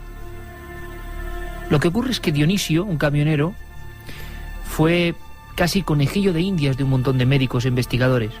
Es lo de siempre, porque un camionero humilde va a inventarse esta extraña historia que no le reportó ningún beneficio. Lo cierto y verdad es que estas personas que en mitad de cualquier ruta, en un lugar solitario como este, se encuentran con lo extraño, cambian su vida radicalmente. ¿Qué les ha pasado? ¿Han visto esos seres? ¿Esos seres son del espacio exterior? ¿O esos seres son nosotros mismos? Porque hay una versión mucho más inquietante de todo esto. El investigador Jacques Vallée, astrofísico, estudió algunos casos como el del francés Frank Fontaine, también en una carretera, en el cual ocurrieron cosas demasiado raras. También una luz, un destello y no recordar nada. Con el tiempo, un espacio frío parecido al que describe Dionisio Janka. Y también una serie de manipulaciones. Pero luego las pistas, aunque nunca se pudo descifrar del todo esta historia, es que ese hombre quizá fue secuestrado realmente por miembros de algún servicio de inteligencia que estarían haciendo una especie de estudio, fijaos qué fácil es hacerlo, sobre cómo se comportaría una persona que cree haber sido abducida o secuestrada por seres desconocidos. Pero se hablaba del hombre que investigó este caso, que llevó a este Dionisio Janka hasta los médicos. Es el primer caso de la historia en que un testigo es tratado a nivel forense con pentotal sódico o suero de la verdad. Y nos lo cuenta él, Fabio Zerpa. Le mostraba los test psicológicos de este hombre que tenía muy escaso nivel de coeficiente mental. No podía inventar todo lo que nos contó a 9 médicos argentinos. Puse a médicos junto conmigo a investigar. Y por primera vez también, además de las 16 sesiones de hipnosis que le hicimos a este simple camionero que tenía 25 años y que tenía un coeficiente mental muy escaso, le hicimos hipnosis, 16 sesiones de hipnosis, y le hicimos por primera vez en el mundo, porque había colocado un médico forense, un médico de una policía de un país, que le colocó pentotal sódico, es decir, el suero de la verdad. Nosotros le dimos 3 inyecciones de pentotal sódico y volvió a repetir exactamente lo mismo de las 16 sesiones de hipnosis. En cualquier lugar, una luz y apenas unos recuerdos. Dionisio Janka, poco a poco, como ocurre en muchos casos, empieza a interiorizar su propia historia. Y como es lógico, tras ser visitado por médicos, por forenses, y que nadie le dé una explicación a lo que le ha ocurrido, acaba convencido de que es una especie de elegido de seres del cosmos. ¿Quiere decir esto que Dionisio Janka estaba loco o que se volvió loco después de la historia? Ha ocurrido en muchos casos. La experiencia, el shock es tan fuerte, yo creo que algo ocurre, pero después el criterio se desmembra, se creen cosas de las que no hay pruebas, y las personas acaban imbuidas en una especie de psicosis. El propio Zerpa, que llevó a este hombre ante los médicos, que hizo una serie de pruebas, cree que hoy, 32 años después del caso de Bahía Blanca, este hombre ha perdido sus cabales. Con los test psicológicos que teníamos, hicimos electroencefalogramas, para mí en este momento y para nosotros ya no es un buen testigo. ¿Sabe por qué? Porque ahora piensa que es un hombre llamado por los extraterrestres que vinieron a contactarse con él y se siente un poco de Dios. Y ahí es cuando nos equivocamos. La pregunta sería, ¿cuántos de estos hombres y mujeres que se encuentran con lo extraño en cualquier carretera pues han visto algo realmente? Algo que les ha cambiado la vida y luego no han sabido interpretarlo. Vamos a escuchar ahora qué dicen nuestros amigos en el 7640. Quizá ellos tengan una opinión mucho más cercana a la realidad.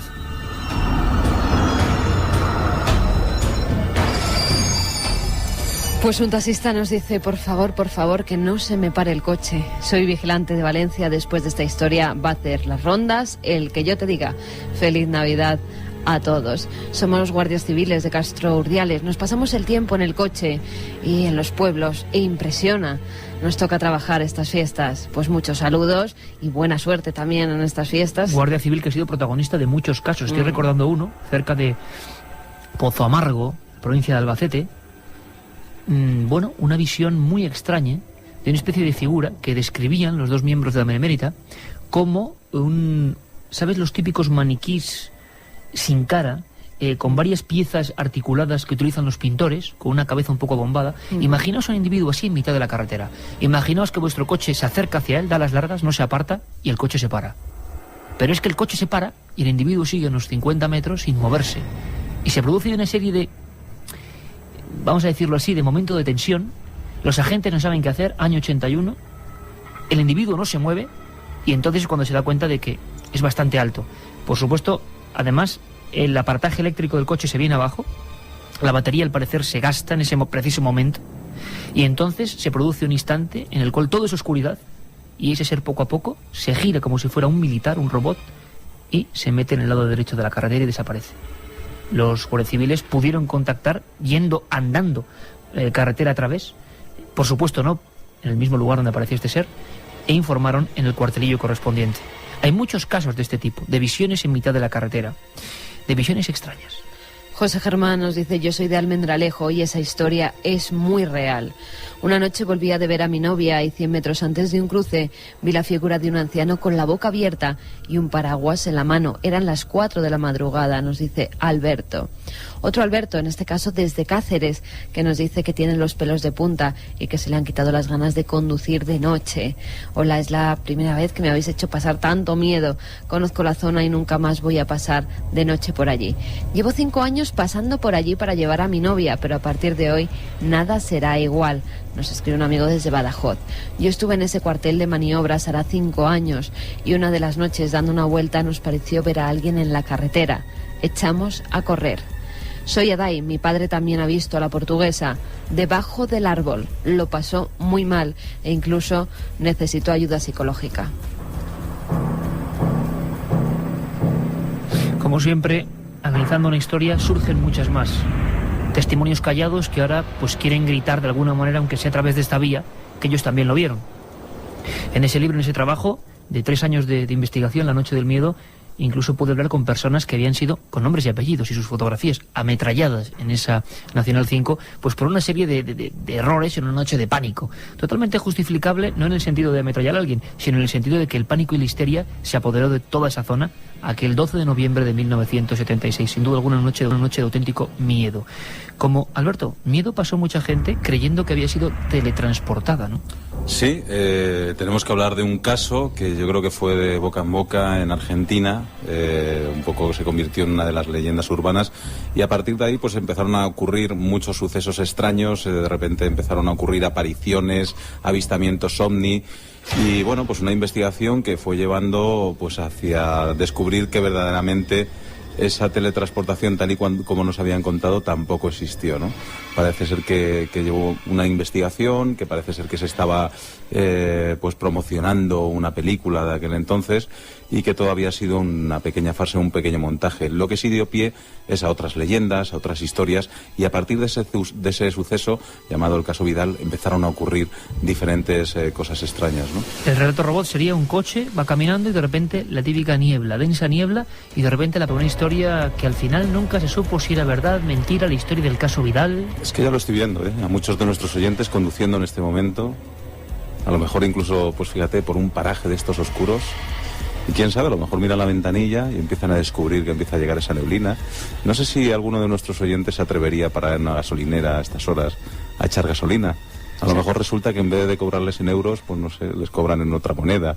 En ducados, ¿no? Antiguos. Porque hay una historia muy bonita de viajes en el tiempo, ¿no? No solo en el espacio, sino en el tiempo. Parece un mito que se repite. Y tú sabes, Alberto, que hay ahora muchos amigos de muchas gasolineras solitarias, ¿verdad, Carmen? Que nosotros, por ejemplo... Carmen y yo cuando vamos de viaje es que vamos por todas. Y además por la noche, casi siempre viajamos también de noche por esas carreteras. Fíjate, yo voy a mandar un abrazo hace poco. ¿Dónde fue? Yo creo que por Tarancón o algún sitio hacia el sur de España. Nos decían que eran devotos de Milenio 3, pero también en la Sierra de Urbasa. Tú imagínate qué lugar, la Sierra de Urbasa, un pequeño surtidor, seguro que me está escuchando ahora este amigo, una de estas gasolineras solitarias, ¿no? Que se queda casi sin luz en mitad de las montañas de Navarra. Pues imagínate la noche como esta, Alberto. Bueno, reportaje ideal para un día como hoy. Sí. Mucha gente está viajando, ¿no? Ante todo precaución, eso sí. Y además, como tú decías antes, siempre la misma historia. Un coche, aparece niebla, despiertan, ha pasado pues a lo mejor 48 horas, 24 horas y han recorrido una cantidad increíble de kilómetros, empiezan en otro o despiertan en otro sitio, ¿no? En el caso de este caso Vidal, despertaron al cabo de 48 horas, era de día, ellos vieron que su coche, cuando salieron fuera, empezaron a mirar, estaban en un paraje inquietante, extraño para ellos, vieron que el coche estaba totalmente como si hubieran pasado un soplete por el coche y lo hubieran prácticamente oxidado toda la pintura, y descubrieron, pues eso, preguntando a la gente, el motor funcionaba, arrancaron el coche, empezaron a preguntar a la gente y todo el mundo diciéndoles que estaba en México, ¿no? Llegaron, se supone, o cuenta la leyenda, que llegaron incluso al consulado, pues pidieron varios testigos, llamaron a sus amigos que se habían encontrado con ellos en la carretera, con lo cual todo era una historia muy inquietante. Lo que pasa es que luego hay un sector crítico que dice que pudo ser la maniobra de publicidad de una película que además generó una moderna leyenda urbana que se fue copiando en todos los países de habla hispana. Siempre era pues un coche que sale de Granada y aparece en Lima, un coche que sale de Guatemala en cualquier punto de ese país y aparece, pues, por ejemplo, en Barcelona. Eran viajes transoceánicos y parece que se generó esa leyenda urbana, sobre todo porque luego cuando se ha ido a averiguar muchos de los testimonios no existen, ¿no? Sí, y además también incluso se cree que esa posible investigación de esa película también fuera también una leyenda, con lo cual siempre se queda ahí ese misterio dando vueltas y no se sabe muy bien en qué ha acabado, ¿no? Alberto, muchas gracias. Nada. Y buen viaje. Igualmente.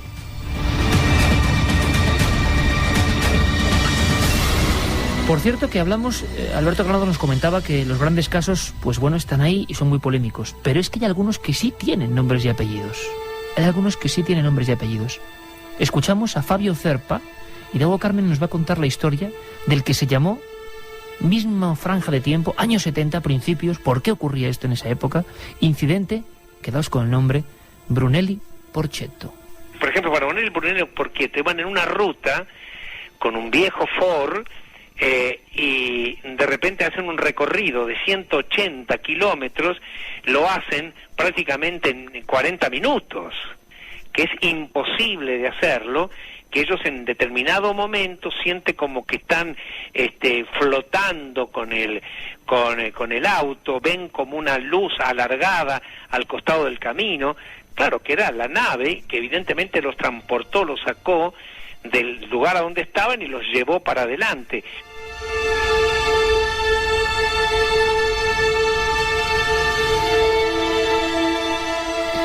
Carmen, tienes ahí el expediente para que todos los amigos en esta noche de viajes y de viajeros lo conozcan. Brunelli Porchetto. El 16 de julio de 1972, Brunelli y Porchiello, que residían en Córdoba, en Argentina, se desplazaban con su coche, un Ford Falcon modelo 68, a la ciudad de Balnearia para asistir a una reunión con viejos amigos. Tras la cena y el posterior baile, donde hay que indicar que no bebieron nada de alcohol, terminó a las 2:30 de la madrugada. Los dos hombres volvieron a coger el vehículo para regresar a su domicilio. Así llenaron el depósito de gasolina y comenzaron a circular por la carretera a una velocidad media de entre 80 y 100 kilómetros por hora. Tras pasar una localidad llamada Arroyito, observaron una potente luz blanca que iluminó todo el entorno. Brunelli divisó algo que le identificó como un objeto en el cielo, pero su compañero le apremió para que acelerara, porque lo más seguro que fuera una tormenta. Eran ya las 3:10 de la madrugada y llevaban recorridos unos 16 kilómetros desde que emprendieron el viaje, cuando a un lado de la carretera observaron una hilera de luces rectangulares de color anaranjado y unos 50 metros de largo.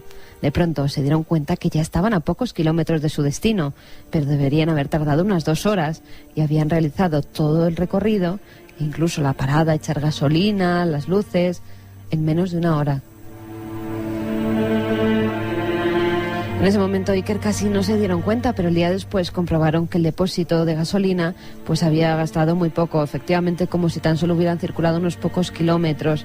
Brunelli además comenzó a sentir un hormigueo en la región lumbar derecha, pero en cambio su tensión arterial, que siempre la había tenido alta, se estacionó. Y es que en muchos casos de encuentros en la carretera se producen alteraciones físicas en los protagonistas, en el conductor. Yo recuerdo uno de los casos que pude publicar en Enigma y en alguno de mis primeros libros, en Gerona, en La Escala, año 97, mes de marzo. 2 policías con 20 años de hoja de servicio se encuentran con una especie de figura muy parecida a la que hemos comentado antes, una especie de silueta negruzca, cabeza bombada, brazos largos, flotando y enmarcada por una especie de aureola o de luminosidad. Uno, Manuel Delgado y Manuel Caballero, uno de ellos se baja del vehículo y quedó seriamente afectado. Hubo derrame sanguíneo en un ojo y, sin embargo, el hombre que se quedó dentro, Manuel Caballero, sufrió una espectacular mejoría de una enfermedad importante que más o menos llevaba, a pesar de que estaba de servicio, una herida por incisión después de una operación. Pues prácticamente se recuperó y todas las constantes cardiovasculares se recuperaron, al menos durante un tiempo. Producto de la emoción, ¿quién era aquel individuo? También ocurrió en la carretera y también se detuvo el vehículo oficial de la policía. Pude encontrar uno de los expedientes por el jefe de la policía de Gerona que certificaba que el caso era real y que creía en el testimonio de los 2 protagonistas. Hablamos de 2 policías españoles, hablamos de no hace tanto tiempo.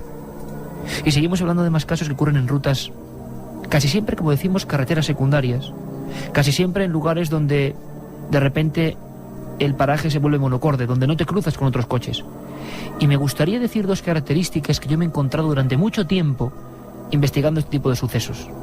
Por ejemplo, el caso de las 7 villas en Cantabria, donde un hombre circula tranquilamente y se encuentra una especie de figura que parece un payaso, con un gorro, con una especie de capirote, y conforme se va acercando lo que parece es una especie de reo de la Inquisición, que está de repente en mitad de la carretera. Fue un caso célebre que llegó a investigar el Ejército del Aire, aunque luego su proceso no acabó nunca en los archivos oficiales. Otro tanto ocurre con un caso que pusimos aquí en Milenio, el caso del puerto de Alisas, de otra figura, también de aspecto grotesco. Los testigos no ganan nada, al revés, con contar esto. Lo que ganarán es el silencio, el vacío de su comunidad y más aún, imagino, con el descrédito que la televisión ha generado habitualmente con estos temas. ¿Quién va a contar esto? ¿Para qué? ¿Por qué alguien dice que de repente se ha encontrado con eso en un punto de la carretera? Vamos a seguir ampliando perspectivas. Volvemos a conectar con Fabio Zerpa en Buenos Aires para hablar de casos que se pudieron investigar en nuestro país, en España.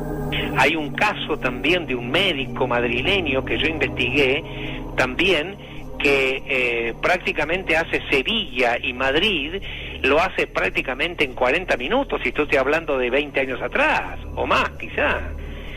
En el caso de estos dos, los tres músicos, ellos vieron también como que el auto, el coche iba un poco moviéndose, un poco por arriba, ven también una luz extraña, y de repente cuando van a entran en unas luces, dice, bueno, esta debe ser tal con la localidad, ustedes no saben qué dice, y cuando se dan cuenta que están entrando en la ciudad de ellos. Manda un SMS al 7640. Escribe la palabra milenio, espacio y lo que nos quieras contar. Comentaristas de Milenio 3. Sabemos que siempre hay alguien al otro. ¿Esa es a la cola para entrar? Anda, vámonos. ¿Qué dices? Ven. Hola, somos dos. Está bien, pasad. ¿Pero le conocías? No. Eres único. Único 43, por favor. Hugo 43. Nadie sabe más de la noche.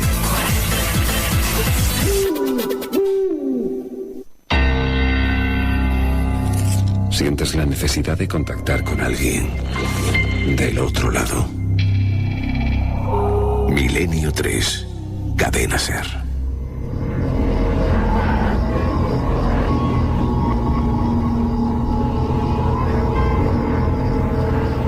Muchos mensajes en esta noche ya navideña que nos mandan al 7640, palabra clave milenio. Yo hice la mili en Talavera y lo de la Portuguesa no es lo único raro que sucede allí. Lo peor es el polvorín. Allí pasa de todo. Buenas noches, tengo 16 años y estoy en el coche con mi padre y mis hermanos dirección Almería y solo escucharos se nos ponen los pelos de punta. Qué bonito, ¿no? Que vaya toda la familia en el coche por esas carreteras oscuras y escuchando. Hablando de Almería, quizá estén pasando cerca de Gádor, del terrible sacamantecas Francisco Leona.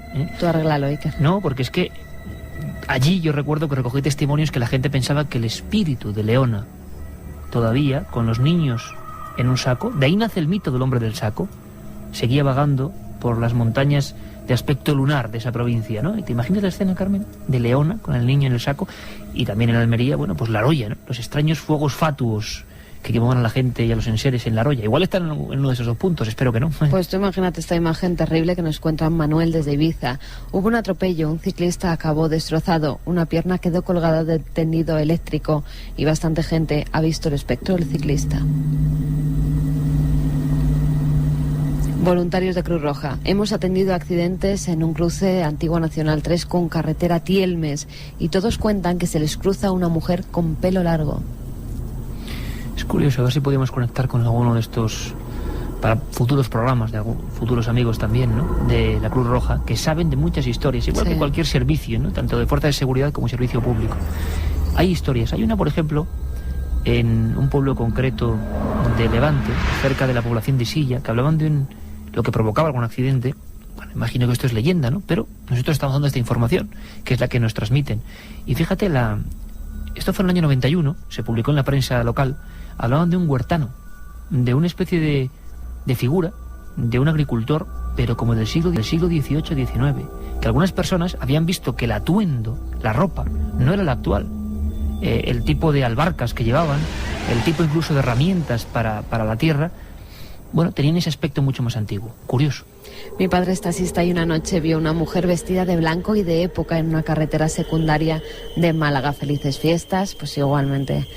Hay mucha niebla ahora. ¿Quién baja del coche? Qué mal me lo hacéis pasar, aunque me encanta. ¿Sabéis alguna historia curiosa en Zamora? Nos preguntaba Patricia. Bueno, esto es telepatía pura, son las 2:45. Hay gente que dice, no, es que quiero tal, respondo las preguntas y es que no puede ser, es en directo, 2:45. Pero cuando hablabas de taxista, estaba pensando, el taxista de Nuez de Aliste, Zamora. Así que respondemos y matamos dos pájaros de un tiro. Nuez de Aliste, agosto de 71, un taxista de esa localidad se enfrenta con una especie de figura ovalada, o más bien parecido a un paraguas, que le empieza a perseguir, luego se pone delante, se le aproxima en pleno silencio. Lo que más asusta a este hombre, que llega casi a sacar el brazo por la ventanilla de su viejo 1500 para decir que es amigo, es que aquello no emite ningún sonido. Entonces tú imagínate estar en plena noche por una recta y ver que una figura que no se parece a nada, que no tiene motor, te persigue a ti, que estás ahí solo. Y entonces se abalanza sobre él y a un metro apenas del cristal, cuando va a producirse el impacto, sube hacia arriba en 90 grados. No es de Aliste, Zamora, año 71. Pero de Zamora habría que contar 1000 cosas. Es la gran desconocida, Zamora, ¿eh? Es el único sitio, Carmen, donde un juez levantó acta de un aterrizaje ovni, el caso de Alcañices. Creo que lo contamos aquí en su día. Tony desde Valencia, que nos dice: por favor, no me hagáis esto, que voy con el camión entre La Escala y Figueres. Soy La Raúl. Escala. Desde Sevilla. Hice la mili en Talavera. En el 98 ya no se hacían guardias en esa garita. En el 98 ya no se hacían guardias porque no querían. Eso contaba Andrés Herrera. Es una historia curiosa. Y bueno, curiosamente en La Escala también no solo está el caso de este individuo. Hay otro caso en carretera muy extraño, el de Josep Font, que yo no sé si se habrá resuelto o no, porque yo lo investigué cuando estaba allí, sobre el lugar de los hechos, en la entrevista a estos dos policías. Fijaos qué curiosa esta historia. Pocos días antes de la denuncia por parte de la intervención policial de la observación de ese ser y de esa figura, un huertano, volvemos a hacer un bucle aquí, Josep Font sale con su mobilet de 50 centímetros cúbicos. Imaginaos lo que puede dar de sí esa moto. Además iba a echar gasolina, por lo tanto debía estar en la reserva, el buen hombre. Se aproxima a la carretera comarcal, llegando de una especie de esas carreteras de barro, y desapareció. Pero es que no desapareció solo él, desapareció la moto. No se encontró ni la moto ni a él. Conducía y sin saber cómo me vi dentro de una niebla muy espesa. Tampoco sé cómo salir, pero al salir me encontré en la dirección opuesta. Hola Iker, me llamo Marioto, estoy con mi amigo Rubén escuchando por internet. Aquí en Melilla también se habla de la aparición de una mujer vieja. Soy Ramón, este verano mi novia vio una mujer de espaldas en una curva estrecha yendo de la Marina a Guardamar. Yo no la vi. Qué miedo pasamos. Otro de los puntos calientes. Sí, otro de los puntos calientes. Por cierto, que hace poco vi un informe, Carmen, esa carretera que conocemos bien, porque tu familia vive en esa zona, la 340, a su paso entre las provincias de Murcia y Alicante, dicen que es la carretera más peligrosa de España. Sí, sí. Que es curioso que en las carreteras más peligrosas aparezcan estas historias, ¿verdad? Sí, además, bueno, además en esa carretera, justamente entre la Marina y Guardamar, es un punto donde continuamente hay accidentes. Y que en ese punto, además, es donde todos los testigos que hemos podido contactar con ellos han visto esa figura de una dama blanca. Es curioso porque decíamos que muchos de los casos de teletransportación, de supuesta teletransportación, es un tema muy complejo, quizá intervengan muchos factores. Yo soy bastante escéptico en esta historia en concreto, pero no tienen nombres y apellidos. En este caso sí. Cuéntame, Carmen, la historia Muñoz Jurado. El 26 de diciembre de 1976, en Córdoba, se produjo un hecho insólito. Francisco Jurado, de 23 años y empleado de banca, y Pedro Muñoz, de 31 y gerente de un banco, se desplazaban hacia Granada, como hacían a diario, cuando algo hizo que su vida cambiara.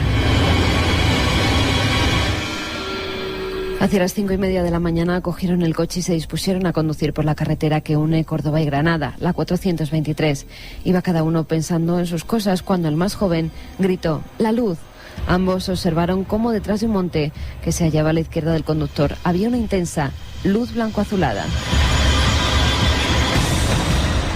Aquella luminaria poco a poco se fue acercando y en ocasiones el conductor se asustó porque parecía que iba a cortarles el camino. Observaron cómo aumentaba de tamaño y cada vez estaba más cerca. Presos del terror comenzaron a rezar hasta que el aparato se puso encima suya.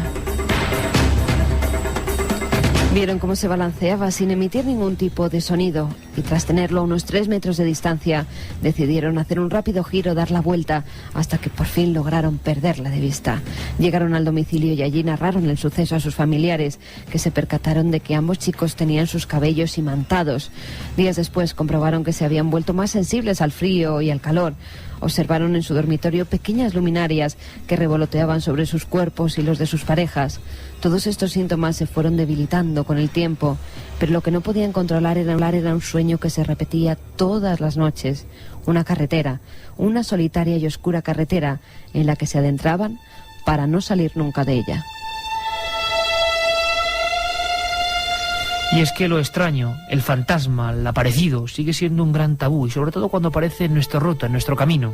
Nos lo cuenta el antropólogo José Luis Cardero. Dicen los estudiosos que los fantasmas, las apariciones, rompen un poco el equilibrio de la cronología, ¿no? Los fantasmas son como un pasado que no quiere pasar. El fantasma, la aparición, plantea siempre una gran pregunta, y nosotros lo que hacemos es que recibimos los datos y tratamos de interpretarlos, buscamos respuestas para lo que nos preocupa o lo que nos inquieta, ¿no? Y yo creo que esto fundamentalmente es lo que ocurre con las apariciones. 3:10, y ahora nos vamos hasta Cádiz. Un caso que marcó época, salió en la prensa local y coincidió con otros dos, Sevilla, Salamanca y Cádiz. Entre el 20 y el 21 de marzo de 1974 pasan 3 cosas tan extrañas, las 3 en carretera. Un viajante sevillano es perseguido por un objeto extraño, un camionero de Salamanca vive la peor noche de pesadilla de toda su vida por una especie de seres embozados en un traje ceñido que parecían estar excavando algo junto a la carretera. Pero quizá el caso más sobrecogedor, porque se produjo de una forma muy extraña y luego ocurrieron cosas dentro del vehículo, al parecer, fue el del chofer de la Diputación de Cádiz, ni más ni menos, don Cristóbal Muñoz. Marzo del 74, va tranquilamente después de dejar al presidente de la Diputación en su domicilio, una carretera, la oscuridad y alguien que aparece en el arcén.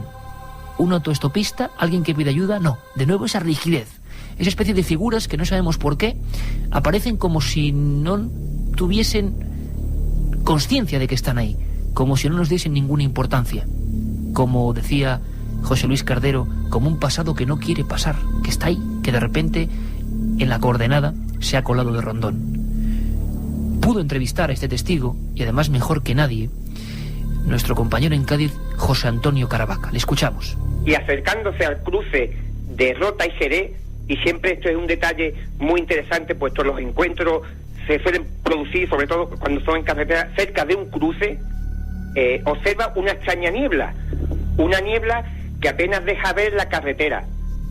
Extrañado, es un hombre habituado a conducir a altas horas de la noche, pero me comenta que ese tipo de niebla no lo había visto en otras ocasiones, era muy densa, muy espesa, y observa en el lado de la derecha, en el margen de la carretera, un individuo, un humanoide. Él en un principio piensa que se trata de un accidente producido quizás por aquella densa niebla que apenas deja ver nada, pero cuando se aproxima, cuando se encuentra a escasos metros de este individuo, un enorme haz de luz surge desde la cintura. El testigo, Cristóbal Muñoz, sorprendido, intenta girar el volante y de pronto el coche es zarandeado por una fuerza invisible. En ese momento, presa del pánico, pisa el acelerador del coche e intenta salir a toda pastilla de allí.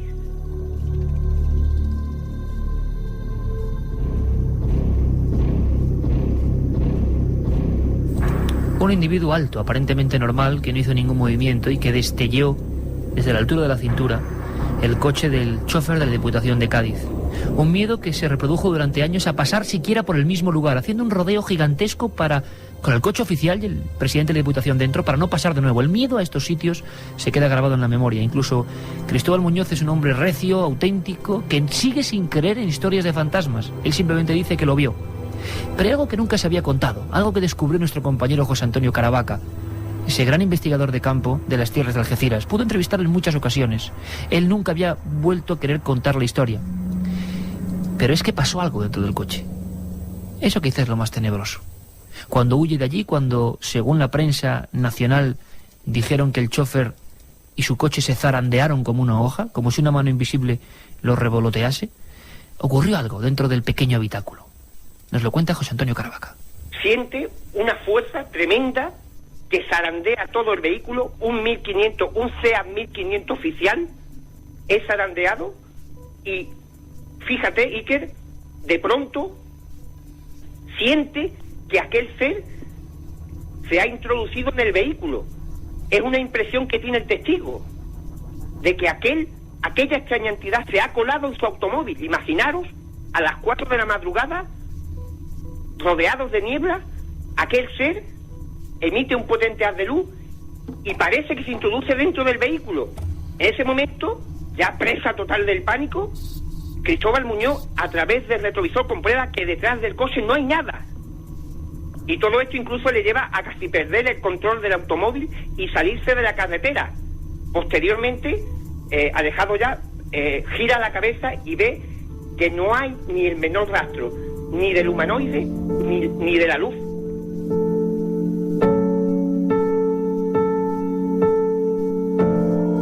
Un hombre rígido ocurrió en otros puntos de España, por ejemplo en las inmediaciones de Záfara en 1968. También el coche sufrió extrañas vibraciones. Un individuo...